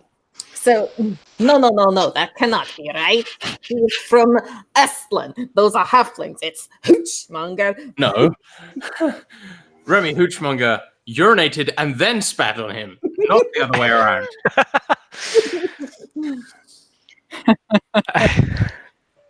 The future documentaries are like, scholars still cannot agree on which form of disrespect Remy used first. But what we do know is that both were used in this instance.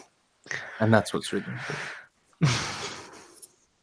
It doesn't matter if they were Chaos playing goddess or frumpy Halls of Ivory wizard or vampire or whatever. Everyone at some point has seen his penis as he was Remy's penis we're talking about? Yeah. We were pretending to be like scholars debating how to pronounce your name, and then Rob just said, "No, he first spat and then urinated." And just arguing about the crassest moments. It's a filmmaker would be like, and here we have Byron number 63. I understand that you were around at the time of the Chaos Crisis. Well, yeah, I was there. Well, not me personally, but one of my predecessors. Me personally. My consciousness, yes. Byron Prime. I'm really more of a continuum than a person. And then Hoochmonger did pass liquid from many orifices at the same time.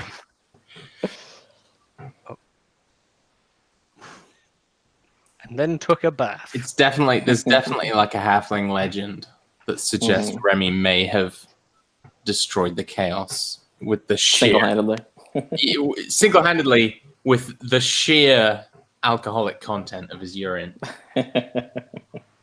Remy definitely spread that rumor himself. Yeah, it's like he took a piss and lit it. Anyway, as the party kind of continues, Ethan makes her way down. as does Madar. She's wearing the same clothes and just sips some like light cocktail. Sort of, Abrashmina would have gotten Ethan a change of clothes at some point. very nice. And you see, like, Offer the same to Madar if she Madar saw would her smiling. Yeah, kind of figured, but so Ethan would make her way over to wherever Declan's sitting and sort of see him. Madar. Declan's in the basement. Oh, of course. Then she would probably go down and ask if you were going to come up. Mind the wyverns. at like I'm sorry if Declan- I'm slow to respond. No, you're fine. At Declan's behest, I'm Abrashmina having would have no. It's just you guys are still roboting. Oh no. Oh, no. My wife is What home today. I me? think it's because she's using the Wi-Fi to watch Queer Eye. So I might just have to Damn kind of bear it. with you. Yeah. Okay. Is it better? Can you hear me now? Okay. Okay. Okay. Well, we'll deal with it as best we can. Yeah. Just keep going. Also, Dan, I want to give you props for saying 1A because I say that all the time and I've never heard anyone else who knows what it's Oh, from. really? When people say "oh no," like I'll say "oh no," but when several people have said "oh no," I will always say Yeah. "1A." I've never ever met anyone else who's like, oh yeah, Family Guy Star Wars. Yep. So good. Anyway, Thank you for that. No problem. That was a big moment for me.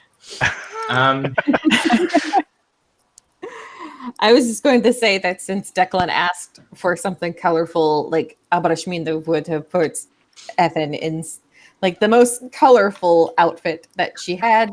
I'm going to say that it was a light blue,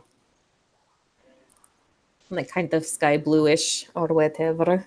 Abrashmina tends towards the darker clothes, but she would have gotten like the lightest looking one, unless Ethan expressed an interest otherwise. Still looks black. There's just the slightest hint of blue when the light shines on it. It's like sky blue, babe. Yeah, it's sky blue because that would look real nice on Abrashmina's skin. It's sky blue when it's night outside. Yeah. No, yeah. So she's in the sky blue and she would head down to see Declan. Okay. Sort of Yeah. like- Declan's probably bent over his microscope. Yeah, she just sort of like pop her head in. And I think if you looked like really into what you were doing, she would like leave and sort of give you a bit. But maybe she would like close the door loud enough so you would hear it. So if you wanted to come up, she's not trying to sneak away. She's just she doesn't want to disturb you. Okay. I mean, I would probably only notice depending on how the work is going. Like if I was frustrated at that moment or not getting anywhere for a couple hours, I might have been more inclined to hear her, But if I was getting into it, Well, that is probably the most fantastic way to remind me that you were going to do some rolls. Yeah. So let me describe to you exactly what I would like to do. Yeah, absolutely. So Declan's sort of mission in terms of his like research Okay. is to try to distill some physical quality of magic so that it can be used without the need for spellcraft. Okay. So he wants to use the blood samples first because he knows those are not going to last forever. But to try, obviously you can't look at magic in a microscope, I assume, but he's going to try to look for like its shadow, the way it sort of affects things around it. Like the way you can observe gravity, Yeah. So that's what he's going to try to do with these blood samples, is to it's something he can look at under a microscope and kind of watch the way it behaves. He'll compare his own blood and that kind of thing. Okay, so make me an Arcana check, please. That is a 15. Okay. So first looking at Abrashmina's blood, you find that there aren't any real discernible differences to your own. It seems that her connection is much more spiritual and maybe less physically, manifested in some ways. And the sort of things that do manifest about her physically are brought about by that connection. But with Eli's blood, you can definitely tell the difference. You can see the fact that there's very much two facets to him. He's a living dichotomy. And you think that while his power isn't, his power comes from his heritage, you think that given a little time, you might be able to distill some essence of that from this sample of blood, combined with a few of your other materials and instruments. Yeah, so once he comes to that conclusion, his next goal, if it takes him all night, it takes him all night, because he's going to try to make it happen, is to stabilize the blood as much as possible. If that means like moving it into smaller samples and like sealing it in glass as tightly as possible so nothing can get in there. Like that kind of thing, to try to preserve as much of the sample as possible. Yeah, absolutely. I mean, I imagine, you guys may have some kind of technology to freeze things, or at the very least could go over to the Shelfady and have it frozen if you wanted to do that. Sure. Or My suggestion. have it kind of hermetically sealed in containers. He's not eager to let anybody else handle his work. Okay. So he's going to try to do it himself if he can. Yeah.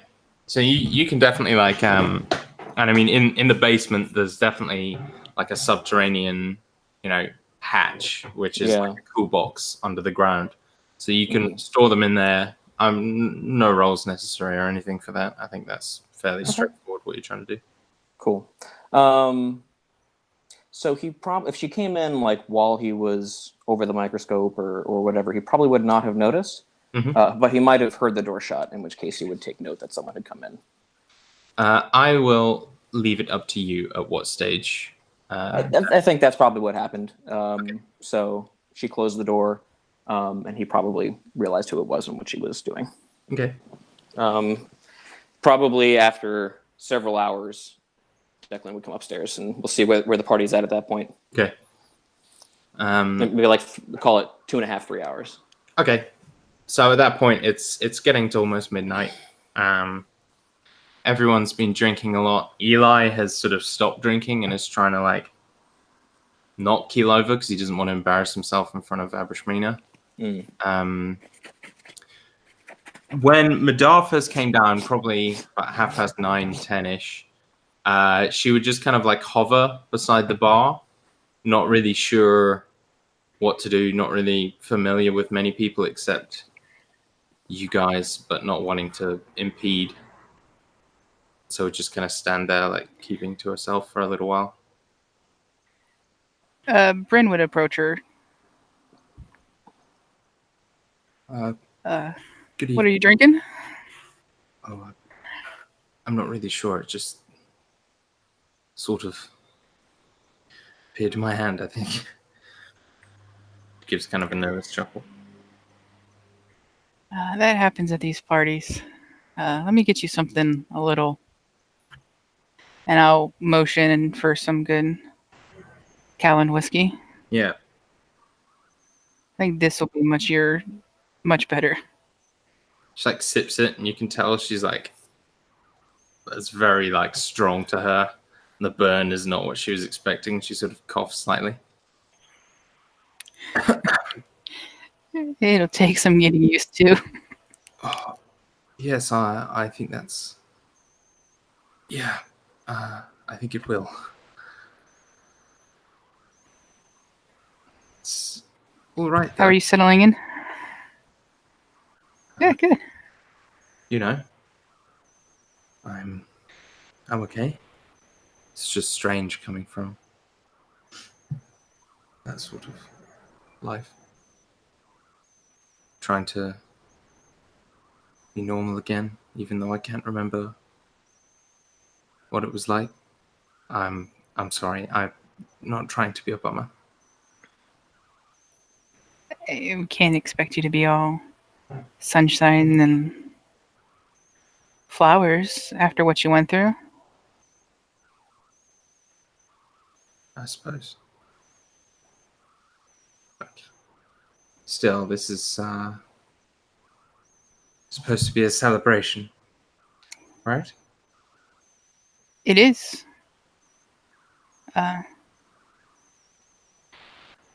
Madar is that's what he called you. Do you know? Is that your name? It's the only name I can remember.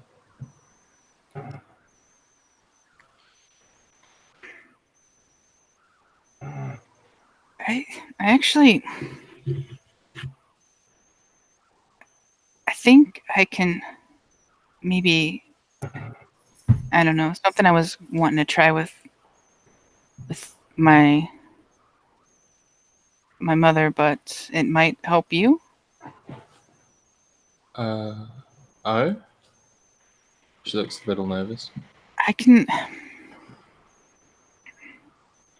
kind of can tell sometimes what a person is thinking. You can read my mind? I mean, if I really wanted to like read your mind right now, I mean, maybe I get some things. What am I thinking then? She grins.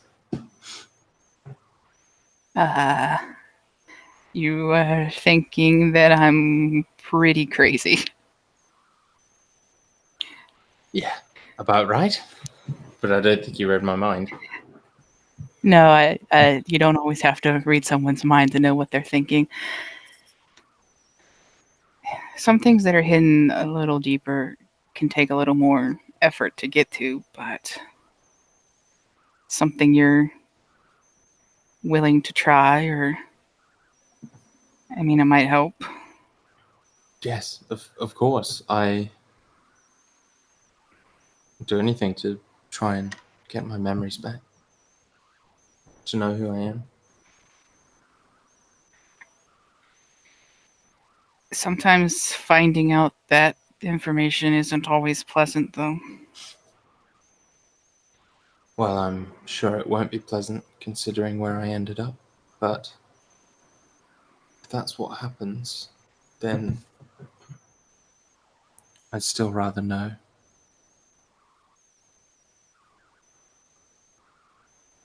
Do you want to try and see if we can find out your name? No. I mean, if you want to. Or we can wait. Yeah, I suppose we could do it now. Alright, well, just relax. Here? Well, we could go back up to my room. I think it would be better somewhere more private, don't you? Oh, fine, we'll go to my room. In case I start crying or something. I mean, there's that booth over there. I drink there all the time and no one ever notices me. But do you cry there all the time? Or start? Sometimes. You do? I mean, I've been through a lot lately. Little violin starts playing. Oh, fine, we'll go up to my room. Yes, please. Thank you. And I'll grab her hand and just like start leading her up. Yeah, she'll follow. Yeah. All right, just sit down and Not very relax. tidy, are you? I'm barely here. She gives you like a massive grin, knowing that would annoy you. I'm barely ever here. I don't exactly have a lot of time. Mm-hmm. And for some reason, Shmir stopped sending the cleaning lady to my room. But You mean Tullix? Tolox is the cleaning lady. We don't have a cleaning we lady. don't have a cleaning lady. That's the problem. All right, so sit down. She does. And I'll grab both of her hands. Completely not necessary, but you know. She does know that. Exactly. Relax. All right. Deep breath. Yep. And I'll cast detect thoughts. Okie dokie. So, I mean, and I imagine like her name doesn't come like if I say what is your name? Alright. So surface thoughts are, she's nervous, she's dubious, she's relieved. There's a few flashes of memories of the preacher, but you're going to have to dig deeper if you want to find more. I will kind of push past that. All right, it has to be expected, and I will push deeper. Is there a roll for that? Yeah. Wisdom. So Yeah. she gets a save, but she can voluntarily fail the save if she wants. Okay, she can voluntarily fail. Okay. It's like, no, sorry, you saved. You're gonna yeah. have to try again later. Could you just I mean, make me she a- might be reluctant. Like, There might be a block. Could you make me a charisma check? Oh boy.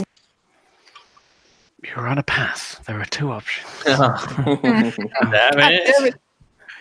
Jesus, OB. Just straight up charisma. Uh-huh. How does a 17 grab you? Oh 17 yeah. Yeah. Is absolutely perfect. You see a flash of a forest, and it's unlike any forest you've ever seen. It's thick, but not kind of cloying and heavy. And the trees are all different colors. There's lots of small glowing dots of light. And you see a stream kind of running past your feet. And in the stream, you see these very large, beautiful, sort of gold, orange, and black fish. What we would know as koi fish. Kind of swimming lazily. And you see a few of the trees have faces carved into them, and they glow softly. And in this strange spirit wood, you see Madar kind of slowly walking, and she's wearing this very light, long silk gown. Kind of flows out behind her, and you see her speaking with some people, or who appear to be her family, and you hear them call her by a name. Ashu. Ashu. Yeah, it's in the chat for you. And then you see her leave, and she gets on a boat, now clad in that trademark leather armor, and arrives in Dathoin. She does a little work, has a little fun, and then she meets a familiar face, the preacher. And you watch the preacher pummel her into submission, snap the collar around her neck, and have Owen remove her memories. And then you see memories of the preacher descending slowly further and further into madness, until all that's left is Madar. And your eyes kind of open at that. And you're staring into her face, and you can see tears running down her cheeks, and she slowly opens her eyes to stare at you. But she doesn't say anything. You were able to see that? She nods slowly.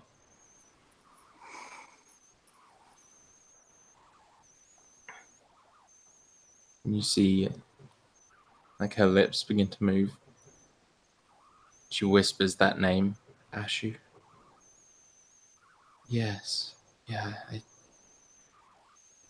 it's coming back slowly. She, like, rubs her forehead. That was my name. Doesn't feel like it. Feels like someone else's name. Like it doesn't quite fit.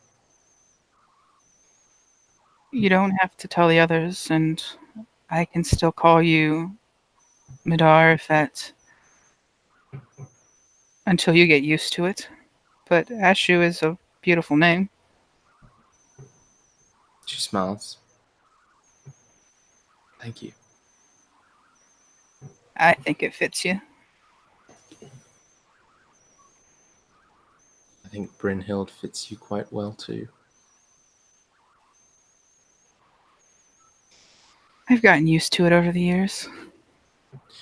I hope I can do the same. Shall we go back down to the party and celebrate before they think we've gotten up to something? Well, what do you think we would have gotten up to? Nothing but trouble, I'm sure. She gives you a wink and like slowly stands and kind of stalks towards the door, glancing at you over her shoulder before disappearing down the stairs.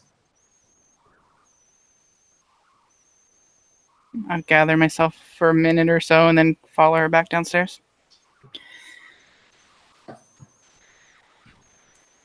What are Makud and Abrishmina doing at the party in the meantime?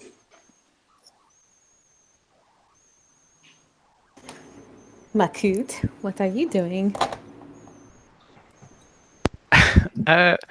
Just to have the scene set a little bit, is this party is like celebrating that everyone is free and everyone is back? Is it? Yeah. Does this mean that because you described the place as being relatively empty earlier on? Yeah, is this now filled with like the slaves and stuff that we rescued and the It's filled with some of them. clergy? Okay. The less kind of messed up ones are there. How are the interactions between the former slaves that are there and the former clergy that are there? Did any of the former clergy show up, or Yeah, a few of them. I mean, Ethan's there at least. Yeah. Well, I mean, she's got You see the interactions between them, interestingly, are sort of kind of commiserating almost. They both understand that they were prisoners in different ways, and for the most part, there's a lot of awkward silences and people giving each other furtive glances, but they're cordial at least. Though whether that's going to amount to something greater down the line is unclear at this point. Okay. Did any of the other Six Eyes show up, or is it just Eli? Yeah, Taryn makes an appearance, Myanthal, even Alluri for a little while, but she leaves early. She's got a bunch of scrolls to scribe into her book. So Makud with Mina looking over this. I went to a fair few parties with Ababjana, and this might be one of the stranger ones. And he's like looking at all these people. It's like some teenage dance thing where they're all like really awkward. They're all too awkward to do anything. Yeah. Absolutely. Do you think mine wine would help? That's like a twinkle. I am not sure if it will help, but it will certainly make things better. That might be a very good idea. Eli sidles up. I have heard about this, and I must say, I'm quite intrigued. You have had quite enough this evening already. If you tried the mind wine, you will probably be underneath one of the booths. He bites his lip and sighs. Very well. I mean, I am not your keeper. No, it's fine. I won't bother. And he sort of like kind of flicks his head dramatically, but then gives you like a cheeky grin. Does Makud reach for the mine wine? I mean, he was told it was basically a good idea, so Yes, he not did how say I that. necessarily thought this was going to go. No, me neither. I'm not sure this is the best idea for them either, but Makud is going to go. She did not say that it would help. But it did say that it might make things better. Exactly. It is definitely something to get their minds off of what has transpired. That is for me. Taran would be a good sport about trying it, though he would not fare well. Sure. It would be a good show for the people, and there's. So Makud like goes and gets the mine wine off because no one else is here to do any different, off its like special little shelf or whatever that it's on, and he's like, Am I upstairs yet? he's Yeah, coming up at I like am, right? midnight. You'd be coming up, Yeah. towards midnight. So. I think it's much more fun if you come up just after this has happened, but Well, because it's been established that I'm here, Declan has probably just been standing against the wall, like just slowly nursing a cup. He probably complimented Ethan on her dress and told her she looked lovely and all that. And then he's just been sitting. He doesn't really like parties, but once he sees Makud go for the mine wine, he'd probably be like, Makud, are you planning on feeding that to our guests? he like having already like got a hold of it probably or something. It's like turning to you. Christina is getting like the cups and the ice, the Ashari ice wine. So Are we sure that this is appropriate? A light libation, I understand the need for some relaxation, but these people might not be prepared for utter obliteration. what if we give them just a teeny tiny bit? Life is tough, and alcohol makes it better. I do suppose they may not have the constitution for such things at this point. I imagine there are also still some wounds between some of our guests.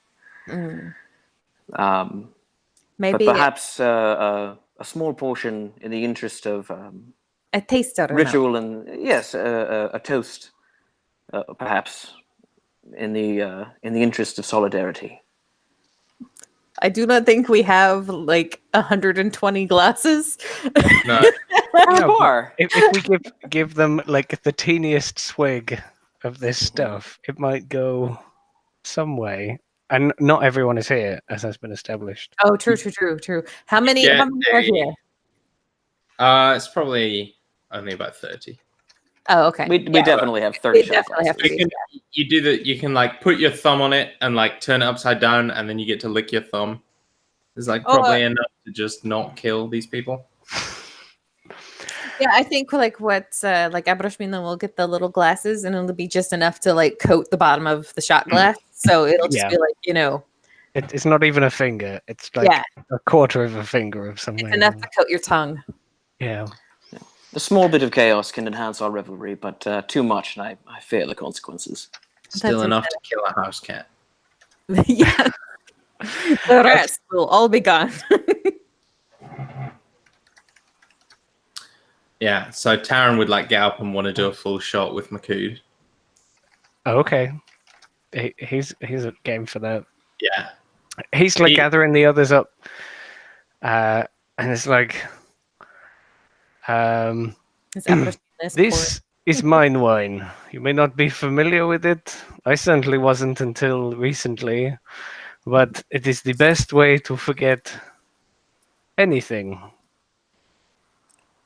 And this is a bar, after all. And he like starts doing the whole like careful measuring down this sort of line of glasses that Mina has set up. Lays it in good health and to a future. And so everyone kind of takes their glasses and sort of raises them and drains them. And you see immediately they all become like far more intoxicated, like slow blinks, couple stumbles, lots of people kind of like grimacing. Taryn like throws the Really? whole After, thing like back. a little bit? Only a little bit? Yeah. In canon, as described, this shit is like nuclear battery acid. Okay. It's really not good for you. It's made of volcano. I mean, I think it's fantastic. Yeah. It's You're going to be like cleaning a lot of sick off the floor in the morning. Cleaning lady will get that. We don't have We don't have a cleaning lady. I'm the cleaning lady. Who do you think cleans this place when you're asleep? It's me. I'm here on small hours cleaning your vomit and blood off the stools and the bar. Tulloch standing behind Declan going, what the fuck am I here for then? I love the idea that Declan is not the knight and does not go out and prowl for evil. He just cleans after. He tidies when he gets back. You know. Yeah. He's never any rest for the weary. Taryn throws back his shot, like, stumbles against the wall immediately. Oh, shit. That's really strong. I was not expecting that. Eli begins giggling and pointing at him. Did Ethan have any? No, she would abstain. She's a prudent young woman. She is. Abrashmina didn't have any either. Wop wop. Eli Well, I was hoping to discuss strategy before bed, but perhaps not till the morning. Do you want me to roll a con save for Mac? Yes. I did before. I mean, it's not I mean, his... Makud is the only one that had any. Sorry, Dan. I was just... Yeah. I was just, did I'm Brent not basically the drink? same point. You could still strategize. Right. Makud's rarely part of that, or much part of it anyway. I got 25. Could you feel better somehow? He there's like one of these kind of nose to tail, I guess. I don't know. Monsters don't normally have tails. I really wanted to be part of that conversation where he said having a horn in the tail, people look at you different. And Makud was like, what? They look at me like me. I'm not different. But he does that kind of like full body shake thing with the mane going. Definitely breathe steam. Like, you know, like how the beast like shakes out after his bath and he's just like... Yes, bad. Eli will kind of nudge Abrashmina and say, well, I think, as usual, to be honest, you're probably right. I usually am. Yeah. So, next time, I'm allowed some. That's all I'm requesting. You do not need my permission. Yeah, but I feel like if I don't have your permission, then I'm just going to get a whole lot of dirty looks, and I can't really be bothered for that. So I'm going to go serve there. If you ask me, and I know you didn't, it sounds like he wants your permission. Declan will just kind of say stiffly over his shoulder. Was that so Eli could or couldn't hear it? Oh, he heard it. He'll give you a middle finger over his shoulder as he goes to slump into a booth.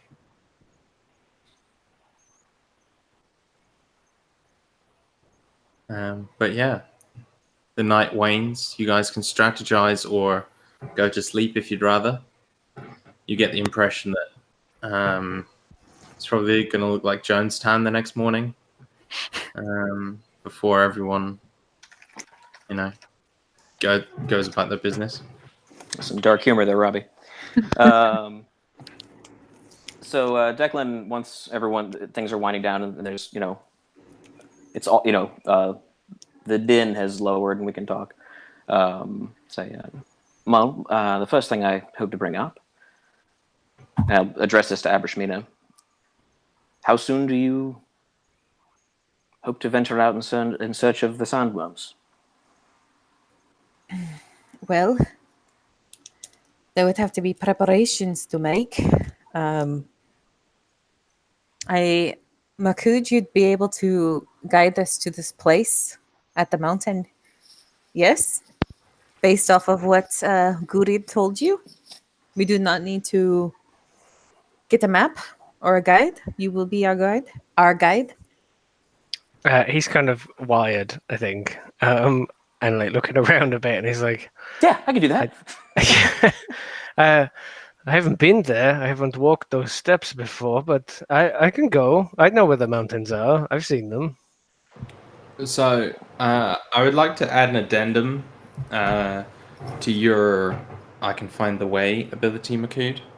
Okay. I think, despite the fact that they move, I think you are able to go and find like any tribe that you found before. Okay. you Well, he can go knows to the a- paths that they travel. I guess. Yeah. So that sort of cultural memory is ingrained within you. So you can you could go and find Kal Larsa again whenever you wanted, Okay. and Yeah. you know they would go about helping you find your way there. So he would not know exactly where to go to just walk to the destination. No, but also you've been given instructions to go to the mountains to find that information or more That is- information. That as is well. why I'm saying like Makut could take us to the mountains, and like once there, would be able to find the trail of the Cal Ursa that we were supposed to find, or were the Ursa trying to find the The monk? Kalursa are a tribe of Minotaurs? Yeah, So many tribes. Okay. there are like 50, and it's We- Asur. So I can make sure I have all the meta knowledge straight in my head. Like, what do we know? We don't know really anything about the crazy wizard on top of the sandworm. So yeah, you know. Hey, Sorry? I have notes. Oh, Comes from the south.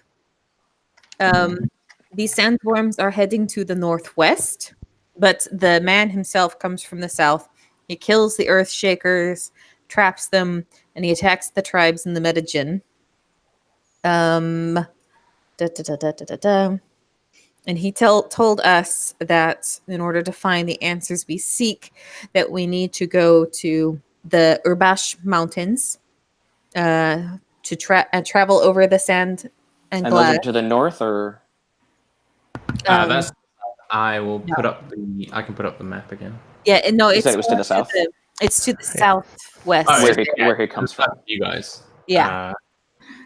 So presumably the mountains are where he comes from. The place that we need to go Hmm. to find our answers is in the mountains near the H, I think, right, Rob? Yeah, just south of the H. Yeah, we were told to seek out this person that might be able to give us more information or Mhm. help us topple this guy Right, who is right. being problematic. The Cal Um, Asur are the Asur. ones who migrate around that mountain, and so Yeah. they'll be able to lead us. Sure-footed.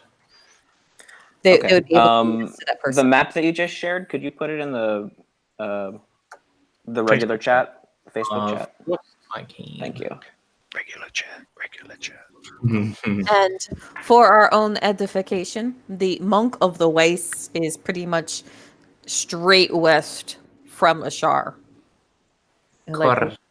for sandwormy things, we need to go to the southwest, but mostly south. Monk of the Waste things, we need to go west. Okay. And about how long do we think either of these journeys will take? So the journey to the mountains is probably a month. The journey to the west probably a month and a half. Though the Monk of the Wastes probably 3 weeks. He's not as far northwest. You just said a month and a half. Yeah, to get to the northwest where all the sandworms are going. Oh, I misunderstood. Okay. Monk. Did you share the photo, Rob, or am I just Not getting yet. it? Okay. I don't actually have the one that just has Lament on it, so I'm going to share the big ass one that has everything in Neath on it, which is basically that's just a script of a section of that. So that's just loading the chat now. Thank you. So you can just zoom I in. think the monk is technically closest, but that also puts us closer to the sandworm fellow, and I feel like we need to go find the assistance / answers to the south first, because if this guy is strong enough on his own Well, to yeah, I one-shot agree. solo sandworms, we should probably... Exactly. No, we can't find an army of sandworms, and we don't know what we're going into, so we need Yeah. information. Yeah. So, but if I'm visualizing this correctly, the first thing we need, or the person who knows more about this guy is in the southwest. Mhm. The guy himself presumably is in the northwest, and then in the middle is the monk of the wastes. Mhm. Yes. Basically, yeah. Okay. Okay. So then it makes the most sense to me that we just walk straight up the west coast. Yeah. Okay. And that is potentially months and months and months, Mm-hmm. right? A month to get down there, and then like a month to come back again, at least, and then Well, and- another month to get to the Right. Yeah, northwest with the sandworm. So Man, we need some fast travel. We do. We need to hit level 13 is what we need, so someone can cast teleport. Looking at you, Bran. Yes. But then we're gonna have a discussion about whether or not we're gonna teleport blindly. Bryn doesn't seem it's an like, important discussion. he doesn't seem like the type that would care. It's like either that or we need to find a helm of teleportation at some point. Yeah. I'm So not sure one of the Robbie's things I ever wanna- giving one of those again. So I'm going to try to build one if I can, if I get high enough level. Hey, or like, maybe some gases form and then we can go like 600 feet in 6 seconds and Maybe some sandy Travel- form. travel as farts through the desert. Awesome. Okay. So assuming that we contextualize all that in roleplay. What a lovely map there, Rob. I am a near professional artist. Worm. That's a lot of S's. It is a big journey that we would be undertaking. So it is not something that we needlessly need to rush into until we are secure in what we are leaving behind. And Abarashmina will kind of like glance over at all of like the survivors. I agree. And regardless of how these journeys go, it is still my personal belief that our greatest job is the ending of slavery in Ashar. So it is my desire to take steps in that direction for as long as we can before we depart, so that perhaps by the time we return, we will have more information and more assets at our disposal than we had when we left. Yes, you said that you found a list of names for the city guard. That is I did. a big step. Yeah, he gave that to Shurat, I believe. Did I did. uh, But he also but got I the assume copy. he copied I it. took my own copy. Yeah. Yeah, it was more just meaning that's Yeah, that's in Shurat's hands as well. I mean, it doesn't necessarily have to be all on Sharat.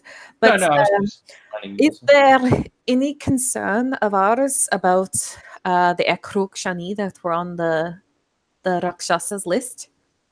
Absolutely. Or- At the very least, I have an instinct that that may be effective blackmail if we ever need it.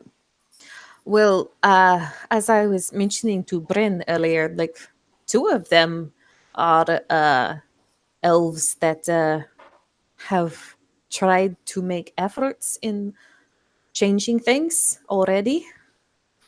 But I do not know much about the others other than one is in jail. Well, one of the many things that I hope to do in the coming weeks is to create real relationships with people in positions of power in the city. Sharat is a great ally, and his position on the council has been invaluable so far. Perhaps we But- should... Oh, go ahead. Go ahead. I was just going to say, perhaps we need to speak to Sharat about some of these Akrokshani, because if 2 of them are seeming to join forces in his efforts, because it was established that one of them was the one that helped him win his bid, wasn't it? Correct. Yes. So one is like the person that helped him get on the council, and then 2 are a couple that are espousing his values. So it seems like Sharat may know these people. Mm. and we haven't talked to him about it. Well, that's a good place to start. Whatever we do, though, I think it's imperative that we do not arouse any more ire from the people that rule this city. We've already been marked by them once. And we will not be able to simply slice and dice our way through them. I think that perhaps the reason that Preacher was able to operate so freely within the city is that most of the Moon Elves do not concern themselves with the day-to-day of governing. I do not think that the Moon Elves themselves were part of any of their conspiracy. It just makes me more concerned that there was a entity from one of the 9 hells that was gathering a list of their names. Of course. I imagine it had our names on a list as well. Perhaps meant to offer them some contract in the future. Yes, like the contract like he tried to offer us. Exactly. Well, Is Makud like reacting to any of this? Because I know he recognizes a few of the names that was on that list. And this is kind of like the first time we've talked about it. Since the list, yes. The one in prison is the one that I know, right, Rob? Yeah. Yeah.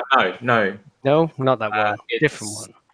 I can't Yeah. really remember the details of the list roughly. I know there was a bunch of elven names, but Yeah, the one And you I remember, I believe, is also the one that Sharat had blackmailed. oh, really? Yeah. I cannot remember that if that was established or not, or if Makud knows.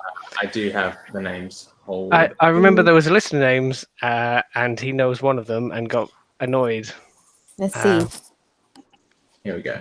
I mean, I know the name. I just didn't know that we had situations like one of them being in prison or something. Let's see. In my notes, we have Adelaide Halara. Mm-hmm. That was the one that Sharat said that he Blackmailed because she tried to leave with her human lover. Yeah. Angris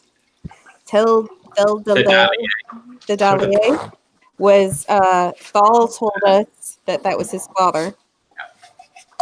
Evalar is the one that was arrested. He and then Evalia and Vidar Methian are the couple, the married couple that abolished whatever. Oh, okay, yeah. The Baron Befret Yalesa. That was Baron was the worst and had war mage guards, is the note I have next to him. And then Turian Sendarin. That was the name that's the one that got Makud enslaved. It is. And other things, but yes. Yeah. Does she mention them by like name or like that one with you said one that was in prison, but if you don't mention like I couldn't even remember that it was the one that was blackmailed, but if you described to that Sharat blackmailed that specific elf, then he'll have a reaction. Or if you mention either Adelaide or Turian, he'll have a reaction. But if you just say there were some elves on a list and one of them was enslaved, he's not gonna. Twigs, you need to tell me what level of clarity you're speaking of this list before he has anything. Well, now that I have the list in front of me, yes, Evalar was arrested because Evalar was arrested because Thal said that he was arrested for stealing from the Methanas. The Baron is still active. Which one was the Baron? Which one is the Baron? Yelesa. Eferet. Okay, yeah. In Greece was Thal's father. Edele. Halara is the one that is in jail, and Turian Sedarkin is the one that put her there. And they were all on this list. Well, sharing the list with Sharat would be a good first step. We had a bit on our plate. I do not think we had a chance to investigate any of this.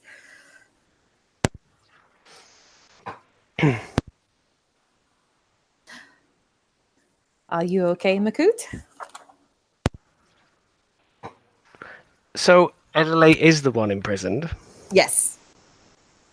right? As well as another one, or No, she is the one. Avalar is imprisoned. Edele is not imprisoned. That's what I thought, because Yeah, that's okay. what you were telling me, but that's not what Sorry. she said then. Didn't she's under house arrest. That's what it is. Yeah. Effectively. Yeah. But do you mention that Sharat blackmailed her, which is Rob? Rob just established that was a thing, but I'm not sure I knew that was a thing. I think Fel told us that. Yeah, Thal did say that when you Even if he said that fucking ages ago, Makood's not going to remember. Yeah. But yeah, Edele is the one that I think what Abrashmina says, that she is the one that supported Sharat's bid to power. Edele. okay. So then Makood, in his wired nature, is going to go, Sharat knows Adelaide? Yes. She is the one that sponsored his bid for council. Do you know this elf, Makood? Why did he not fucking tell me? And he is gonna grab his hammer and basically half flip the table without meaning to, and he's gonna start gunning it for Sharat's. Oh shit. Oh shit. Makood? We should follow him, yes? We should go yes, after him. Absolutely. If only to keep a perimeter around him. Okay. Could you charge through the streets and find your way? Outruns us very quickly because barbarians. I You can get keep up. to the butcher shop and charge down. You find Sharat is literally just turning in for the night and turns to look at you. He's bellowing Sharat as he enters the. Yeah. His eyes wide, he's gazing at you. You see Alluri is with him. You okay, Makood? Adelaide, you know her? Edele Halara? The elf. Yes. The moon. All this time, I've been in and out of here, in and out. Do you know her too? He takes some steps in, and his hand lets go of the hammer, and it just goes thug thunk as it falls to the ground. It's she is my friend. She is, and he's can't really get the words out, and he's rubbing at his temples and stuff. She was to be free. Yes. It's rather an unfortunate situation that she is in. And he's you knew, and slams the table. What of Abella? Do you know of Abella? I do. And I've tried to find her, but I've so far been unsuccessful. I did not know that she was important to you, Makood. But if I had, then I could have done something about it. He kind of steps up and puts a hand on your arm. We are going to do something about it. Makud, who is this person to you? Abrishmin is like, uh,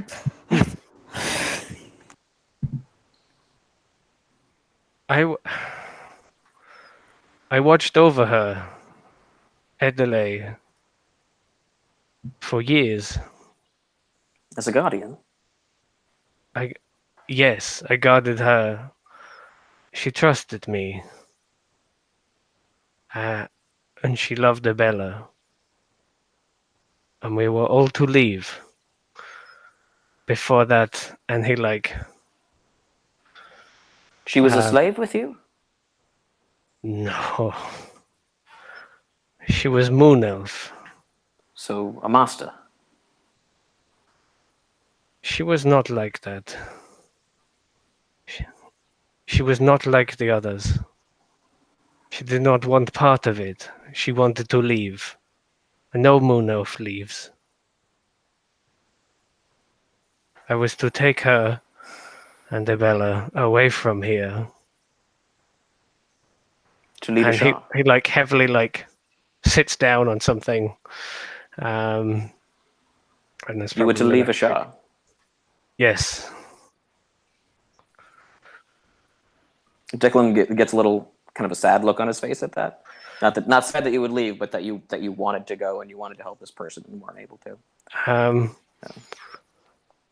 And he like, but then, and he like slams down. I imagine he like sat on a table and he slams down, and that like part of the table goes chunk as it like,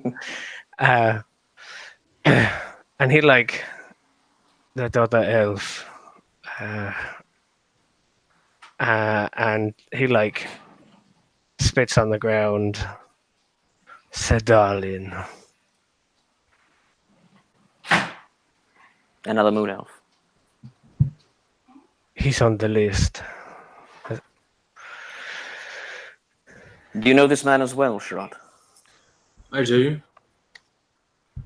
What is his position? His Not in the position ground. is the same as all of the Moon Elves. He is an elder of the council in good standing. The same council on which you serve? Indeed. Did He you have took- something to do with interfering with why she is arrested, correct? I did not have anything. House arrested. I did not have anything to do with that specifically, though. I must admit, I used it to get onto the council. It is true. Oh boy. There are some dirty looks being thrown. But Sadarin took them away from me. What? Shrek kind of goes into a fairly long silence. You took advantage of this? I did. I had some operatives of mine steal into her rooms and acquire some letters between her and her lover, and I threatened to make them public should she not help me get onto the council. Mukud is like processing this, and anybody has a moment to do something before he stands up. Bryn is I'm He's gonna going to slowly start standing up. Yeah, Abrishmina is going to lay a hand on Makud's shoulder and say, Sharat has done a lot of good with this position that he would not have been able to do had this not happened. I am sorry what happened to your friend. Makud, I know this is hard to hear, but Go ahead. But since I have joined the council, I've spoken with Adelaide again. There is no bad blood between us. She understood the position, and we have a working relationship. Can I insight check him? Oh, me too. 24. Yeah. Oh, Not Abrashmina that good. distracted by trying to keep Maku down with her piddly little weak arms. That's the other team. Declan, you think he's telling the truth. Okay. You can tell there's like a gravity to the way he's speaking, that he kind of understands how important this is, and you don't think he'd lie about that. Okay. And you can tell that he is immediately feeling guilty for what he did. I'll just say to Makud, Sharad has never lied to us before, and he seems contrite. There is no need for violence, Makud. But your anger is justified. I'm sorry, Makud. I didn't know. Is there anything that can be done to set us right? We need to Well, find her. I know exactly where she is, but it is not easy to get her out of there. And I assume to free this person would result in the power of the Moon Elves being directed at us. Well, they would definitely receive some ire. It is not Adelaide that you need to find. It is Abella. Abella. What happened to her?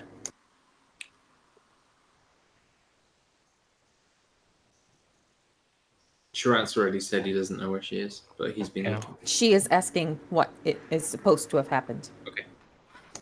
She knows he doesn't know where. She wants to know what was supposed to have happened. Would Makud like to take this one? I mean, he only knows what happened when... He can explain what happened when she left. Not where she is. So Makud, says... we were at the gate. We were almost gone. And then Sadalin came. He had found out. He had brought men.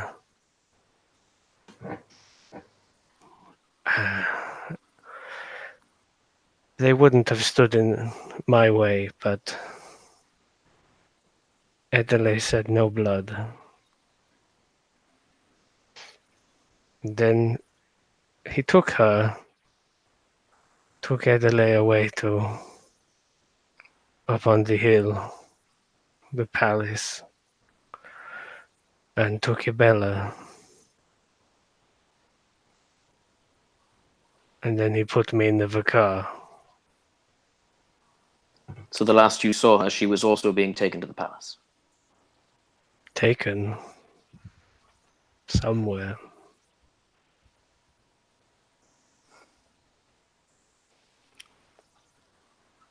And he kind of looks over to Sharad.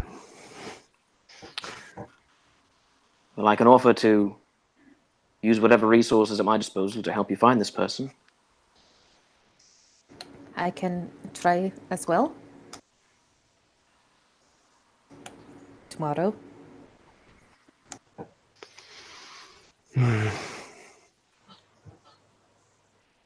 This may be something that we look into as we prepare for our departure. We will find her. Ambrashmina Go ahead. nods. No, she's just agreeing with you. Yeah. You have done us a great service, Brynhild and I. And we owe you no less. If these are ones you love, we will return them to you.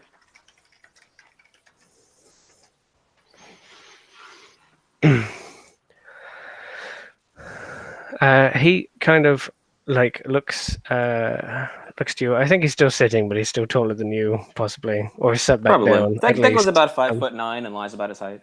Yeah.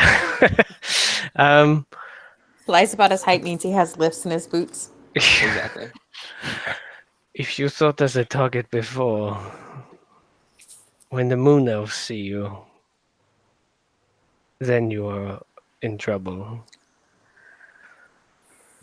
It will be hard for us to stay. I understand, but I struggle to understand what exactly the hold it is they have on the people of Ashar. From where their power comes, and is it simply the myth surrounding them? Is it their wealth? Makut kind of like shakes his head and he repeats. And in a similar tone, and I imagine Declan might pick up on this. They get what they want.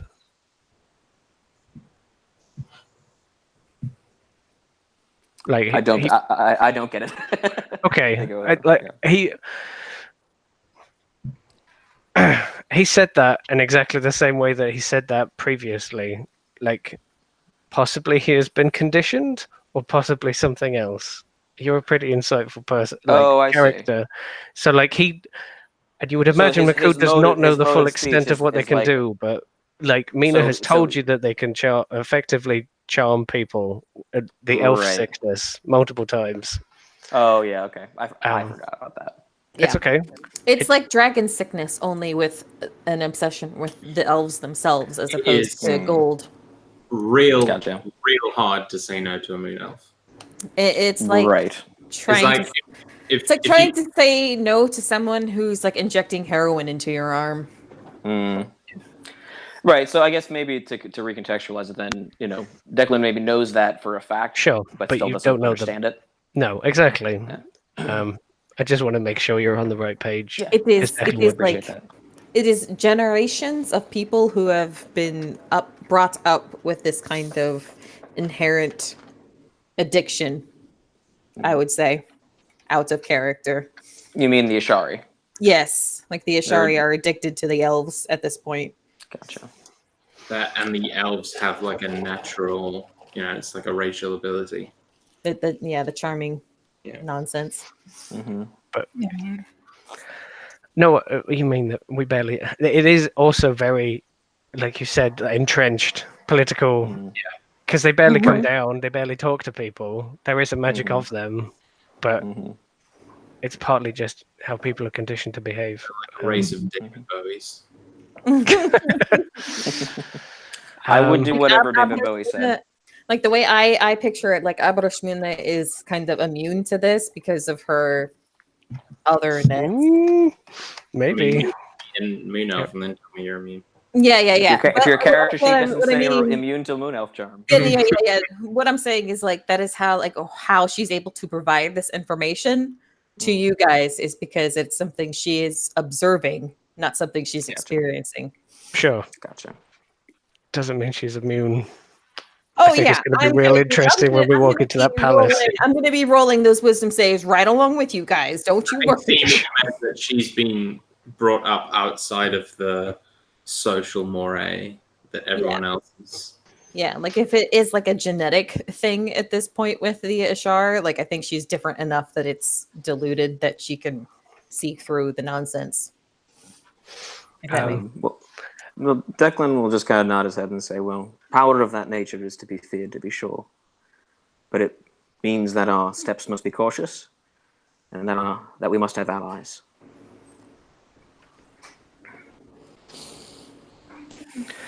Makut is kind of... Oh, sorry, you go. No, go ahead. Makut gets up, not necessarily aggressively, and takes some steps towards Charette. And in a lower voice, still loud enough for everyone to hear, it's like, when did you last speak to her? Is she okay? Edgerly is okay. Spoke to her last week, though I must admit it was only brief. She does not talk much, but she is all right. Do you know why they have decided to... Why was she not allowed to leave? No one. Why is any moon elf kept there? Declan asks quite sincerely. Yeah, like why was she not allowed to leave if that is what she wished? She would not have been the first. Sharat thinks on it for a moment and says, if one of the gods came down and spoke to you like they were just another person,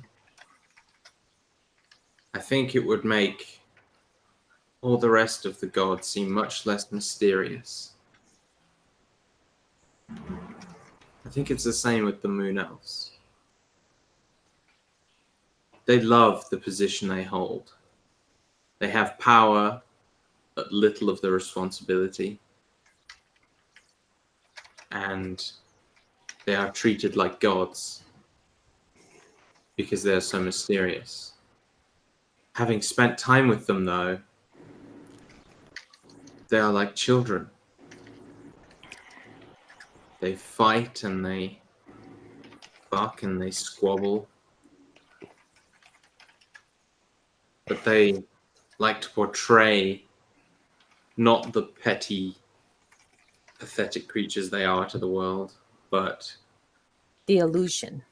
the illusion of these grand and great beings that are far beyond any of us. That is why they are so loath to have humans on the council. They like to be distant because they still look impressive from far away. Are you the only human on the council? I'm not the only one. They need humans on the council because the humans on the council are the only ones that do anything in the city. The elves Quite. are there to remind them that they are in charge and that on a whim they can change things, I guess. Yes? Take away their power and their lives. Most of the time they do not care. Because technically, every elf in the palace is a member of the council, but there is only a few that ever show up. Exactly.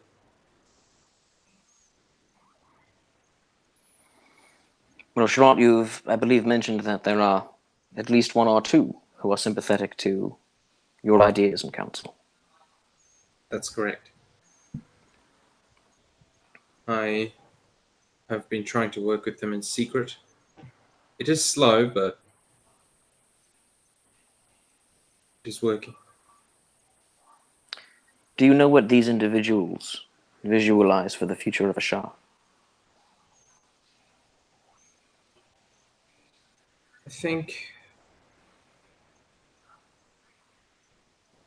I think they know there is a sickness. I think they understand that their kind in this position are killing our city. And they know that they're also damaging themselves. How so? Declan kind of inclines his head. By staying in the same building for generations, keeping themselves apart from everyone else and living easy lives. Declan says very clinically, do they interbreed? Very rarely. But not But their bloodlines are kept pure? for the most part. But most of them are now extremely physically weak, and they do very little with their time. And a few have come to realize that not only have they been exposed to the ramifications of the Ashar that they have built, but also have come to terms with the fact that their culture May be ending soon. quite and is worthless if they do not do anything. And they understand that their people are far, far worse. Pale. Very Sorry, pale. that's not one. No worries. In comparison to their ancestors. So these allies of yours, they are perhaps trying to secure safeness in whatever may come after them. Indeed. But they also wish for exposure. To From a grow strong. selfish perspective, they want their race to continue and to grow again, not just rest on their laurels. Hmm. But from a more worldly perspective, they would see slavery ended. Well, then it sounds like there is room for collaboration, at least within some portion of the Moon Elf population. Yes. What do you think it would take to persuade those among the Moon Elf who perhaps are not completely tyrannical, but perhaps are not ready to change, those on the fence? If there were a popular revolution of sorts, a change of thought in the people of Shah, some threat to stability of Moon Elf power. ...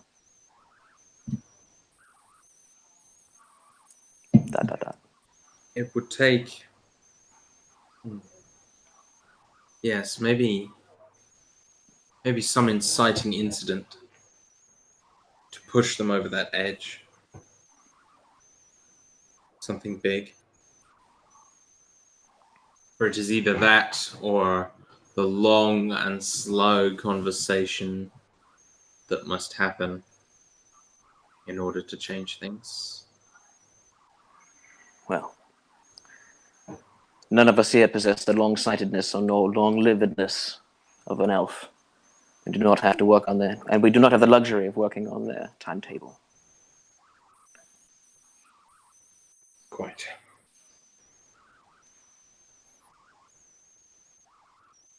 Something to consider.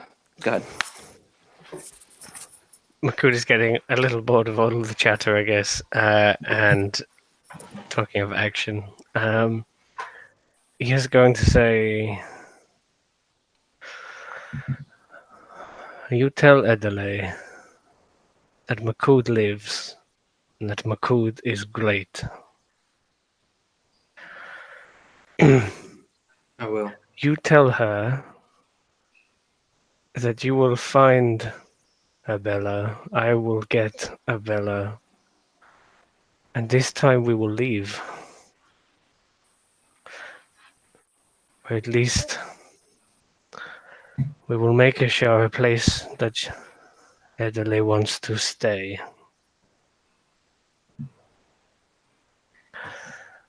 You squeeze whoever you have to squeeze to find this information, and if you need someone to squeeze harder, and he like puts his hand down on a table and just goes and like the wood splinters underneath it, I will squeeze them harder. Very well, Makud, I will do my best. I swear. Albrashmina quietly mends the desk. There are many things broken in this room already. We have to go save the people in the desert. My people, the Sufma, the Medigen, others. They are dying out there. And it takes time for you to do your work with your scribbles and your words. But I will be ready. He nods. We will keep you updated. But should you need to come back, or should we need to bring you back, Alluri can find her way to you with her magic.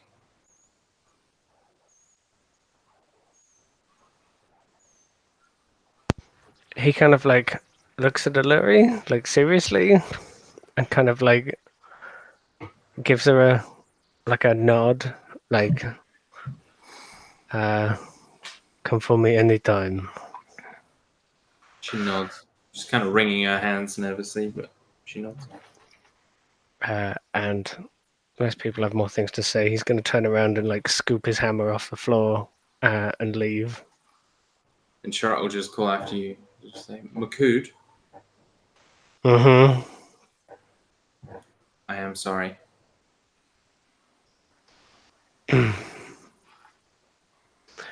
He like there's like a bit of a bristling nature, and he does that kind of that muscle twitch thing, and his little like mane, little spiky mane thing will quiver, and he hasn't like turned around, and he'll just like move out into the night.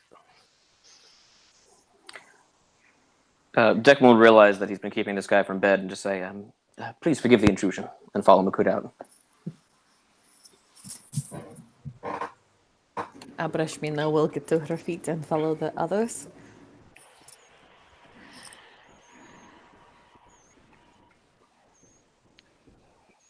And I think that's probably a good place to end it. Unless anyone has any more quick things they would like to do. Nah.